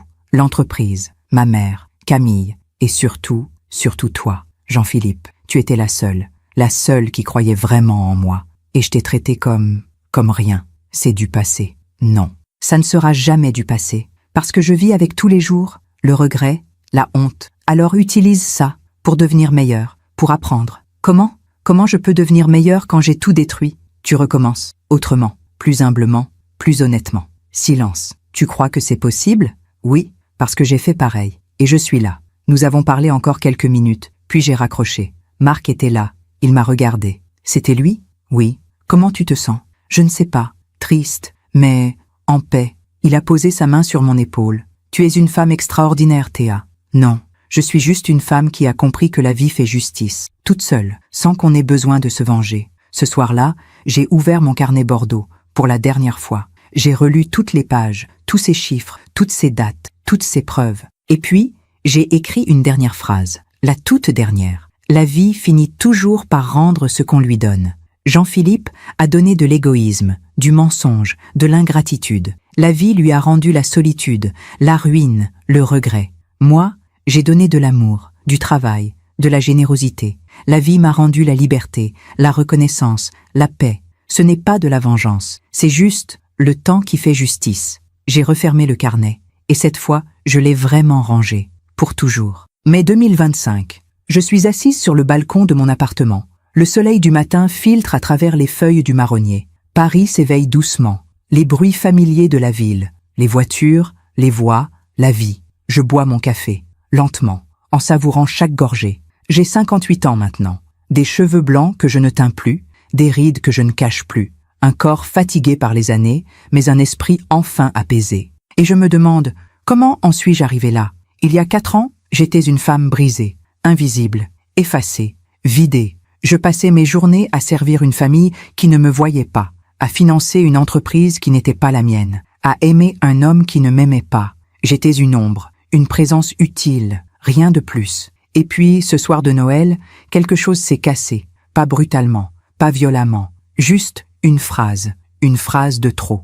Mon fils aurait dû épouser Camille. Elle est bien mieux que toi. Cette phrase a été comme un réveil, brutal, douloureux, mais nécessaire. Aujourd'hui, quand je repense à ces 15 années, je ne ressens plus de colère, je ne ressens plus de haine. Je ressens de la gratitude. Oui, de la gratitude. Pas pour la douleur, pas pour l'humiliation, pas pour l'effacement, mais pour ce que cette expérience m'a appris. Elle m'a appris que l'amour ne suffit pas. Qu'on peut aimer quelqu'un de tout son cœur et pourtant se perdre complètement. Elle m'a appris que le silence n'est pas de la force, c'est de l'abandon, un abandon de soi. Elle m'a appris qu'on ne peut pas forcer les gens à nous voir, qu'on ne peut pas mendier la reconnaissance, qu'on ne peut pas acheter l'amour, même avec 430 000 €. Elle m'a appris que parfois, partir est la seule manière de survivre. Mais surtout, elle m'a appris quelque chose d'essentiel. On ne peut pas changer les autres. On ne peut changer que soi-même. Jean-Philippe ne changera probablement jamais. Il restera cet homme faible, influençable,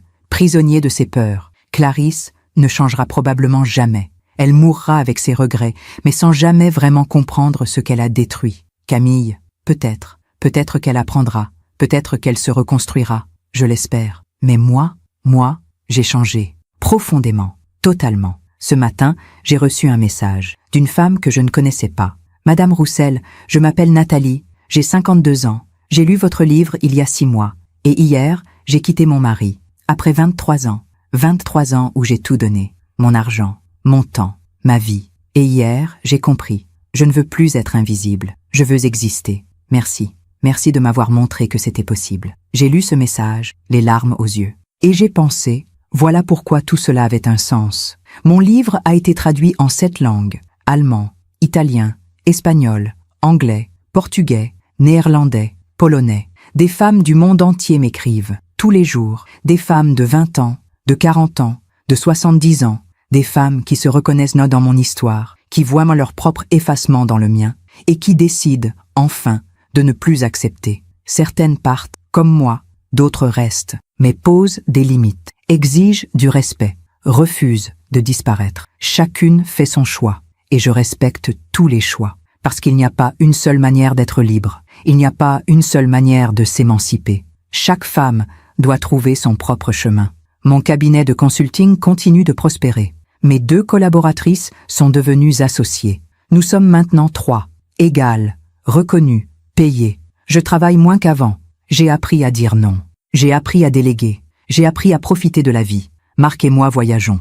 Nous sommes allés en Italie, en Espagne, en Grèce, toujours ensemble, toujours complices. Il me fait rire, il me comprend, il me respecte. Et je fais pareil pour lui. Ce n'est pas la passion folle. Ce n'est pas le grand amour romanesque. C'est mieux, c'est plus profond, c'est plus vrai. Un jour, nous marchions dans les ruelles de Florence. Le soleil couchant dorait les façades ocre. L'air sentait la fleur d'oranger. Marc m'a pris la main. « Tu sais ce que j'aime chez toi ? Quoi ? Tu n'as besoin de personne, mais tu choisis d'être avec moi. Et ça fait toute la différence. » J'ai souri. « C'est exactement ça. Je ne t'ai pas choisi par besoin. Je t'ai choisi par envie. Et c'est le plus beau cadeau qu'on puisse faire à quelqu'un. » Il y a quelques semaines, j'ai reçu une lettre de Jean-Philippe. Une longue lettre, manuscrite. « Théa, je t'écris cette lettre sans espoir de réponse. Juste pour te dire où j'en suis.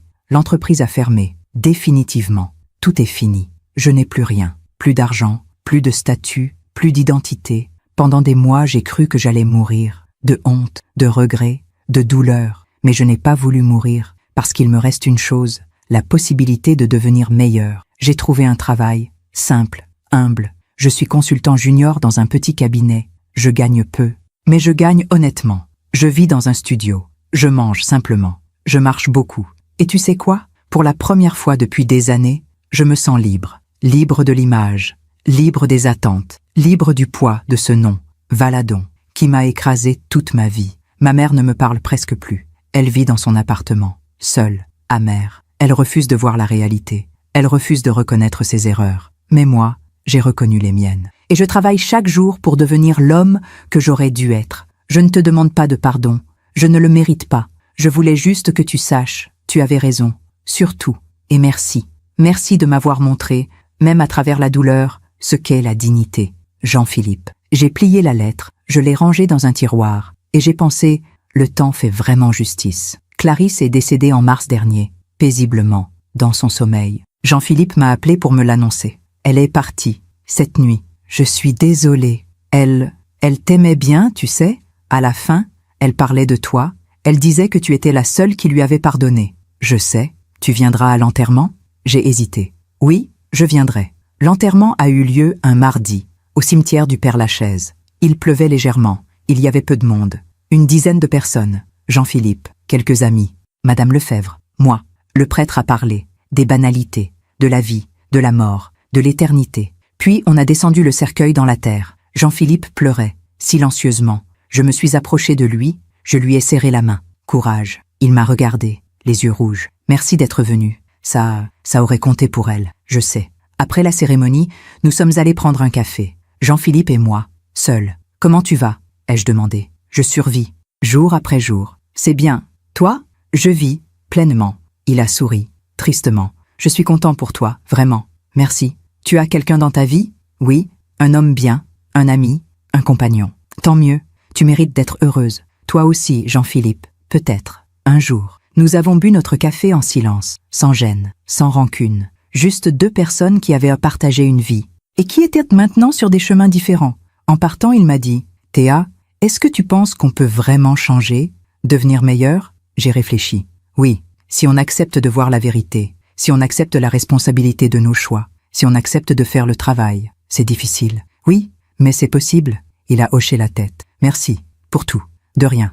Prends soin de toi. Toi aussi. Et nous nous sommes séparés. Pour toujours, probablement. Ce soir-là, en rentrant chez moi, je me suis arrêtée au bord de la Seine, là où j'étais venue pleurer après le dîner de Noël. Il y a 4 ans, j'ai regardé l'eau, son mouvement constant, apaisant, et j'ai pensé à toutes ces années, à tout ce chemin parcouru, de la femme invisible à la femme libre, de la femme qui mendiait l'amour à la femme qui s'aime elle-même, de la femme qui se taisait à la femme qui parle. J'ai pensé à toutes ces femmes qui m'ont écrit, ces milliers de femmes, partout dans le monde. Certaines m'appellent une héroïne, d'autres un modèle, d'autres encore une inspiration. Mais je ne suis rien de tout cela. Je suis juste une femme ordinaire qui a fait un choix extraordinaire, refusé de disparaître. Et ce choix, ce simple choix, a changé ma vie. Hier, j'ai donné ma dernière conférence, à Bruxelles, devant 500 personnes. À la fin, une jeune femme est venue me voir. Elle avait peut-être 30 ans, les yeux brillants. Madame Roussel, je voulais juste vous dire merci. Grâce à vous, j'ai quitté un homme qui me traitait comme rien. Grâce à vous, j'ai retrouvé ma valeur. J'ai souri. Non, ce n'est pas grâce à moi, c'est grâce à vous. Vous avez trouvé le courage en vous. Moi, j'ai juste allumé une petite lumière. Et si cette lumière n'avait pas été là, vous auriez trouvé une autre lumière. Parce que quand on est prêt à voir, on finit toujours par voir. Elle m'a serré dans ses bras, longuement. Je ne vous oublierai jamais, moi non plus. Ce matin, en buvant mon café sur le balcon, je repense à tout cela, à ces 15 années perdues, à ce dîner de Noël, à ce dossier Bordeaux, à ce divorce, à cette reconstruction.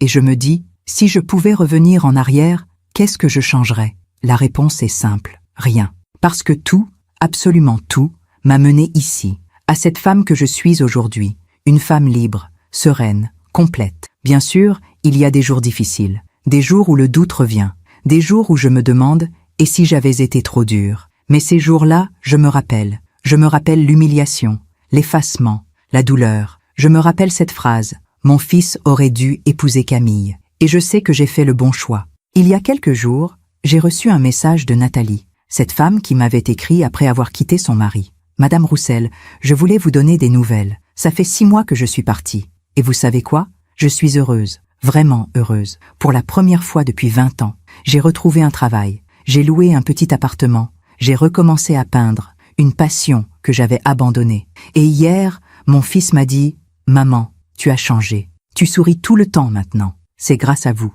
Merci. » J'ai lu ce message et j'ai pleuré. Pas de tristesse, de joie, parce que c'était la preuve que ma douleur avait servi, qu'elle avait éclairé le chemin pour d'autres. Alors aujourd'hui, à 58 ans, assise sur mon balcon, je veux dire quelque chose à toutes ces femmes qui m'écoutent, à toutes ces femmes qui se reconnaissent dans mon histoire. Vous valez quelque chose, vous avez de la valeur, vous méritez d'être vues, reconnues, aimées. Et si on vous efface, si on vous ignore, si on vous méprise, vous avez le droit de partir. Vous avez le droit de réclamer ce qui vous appartient. Vous avez le droit de vous sauver. Le chemin ne sera pas facile. Il y aura des doutes, des peurs, des nuits blanches. Il y aura des gens qui vous jugeront, qui vous accuseront, qui diront que vous êtes égoïste, cruel, ingrate. Mais ne les écoutez pas. Écoutez votre cœur, écoutez votre instinct. Écoutez cette petite voix qui vous dit « tu mérites mieux ». Et surtout, rappelez-vous, la vie fait justice, pas toujours immédiatement, pas toujours de manière spectaculaire, mais elle finit toujours par rendre ce qu'on lui donne. Si vous donnez de l'amour, du respect, de la générosité, la vie vous le rendra. Si vous donnez du mépris, de l'égoïsme, de l'ingratitude, la vie vous le rendra aussi. C'est le karma, c'est la justice naturelle, c'est l'équilibre de l'univers. Mon histoire n'est pas unique. Il y a des milliers de femmes comme moi, partout dans le monde, qui donnent tout, qui s'effacent, qui disparaissent. Mais de plus en plus, ces femmes se réveillent, se lèvent, se sauvent, et c'est magnifique. Alors je veux finir par ceci. Si mon histoire aide ne serait-ce qu'une femme à ouvrir les yeux, alors tout cela aura eu un sens. Tout. Les 15 années perdues, les 430 000 €, l'humiliation, la douleur, le divorce, la reconstruction. Tout. Parce qu'au final, la vraie victoire n'est pas dans l'argent récupéré, ni dans la vengeance, ni dans la justice légale. La vraie victoire, c'est la liberté, la paix, la connaissance de soi. Aujourd'hui, je suis libre. Libre de l'image, libre des attentes, libre du besoin d'être aimé par ceux qui ne savent pas aimer. Je suis moi, entièrement moi, et c'est suffisant. largement suffisant. Ce matin, Marc m'a demandé « À quoi tu penses ?»« À la vie, à tout ce chemin. » Des regrets? Aucun. Vraiment? Vraiment. Parce que sans cette douleur, je ne serais pas devenu qui je suis. Et j'aime qui je suis. Il a souri. Moi aussi, j'aime qui tu es. Alors voilà. Mon histoire se termine ici. Ou plutôt, elle continue. Différemment, autrement, librement. Je ne sais pas ce que l'avenir me réserve. Personne ne le sait. Mais je sais une chose. Je ne disparaîtrai plus jamais. Je suis là. Je suis visible. Je suis entière. Et ça, personne ne pourra jamais me l'enlever. Merci de m'avoir écouté jusqu'au bout. Si cette histoire a touché votre cœur, abonnez-vous et activez la cloche pour entendre d'autres femmes qui ont transformé la douleur en sagesse. Chaque jour, une femme, une leçon de vie. Partagez cette histoire avec quelqu'un que vous aimez. Parfois, une histoire change toute une journée. Que Dieu vous bénisse et à très bientôt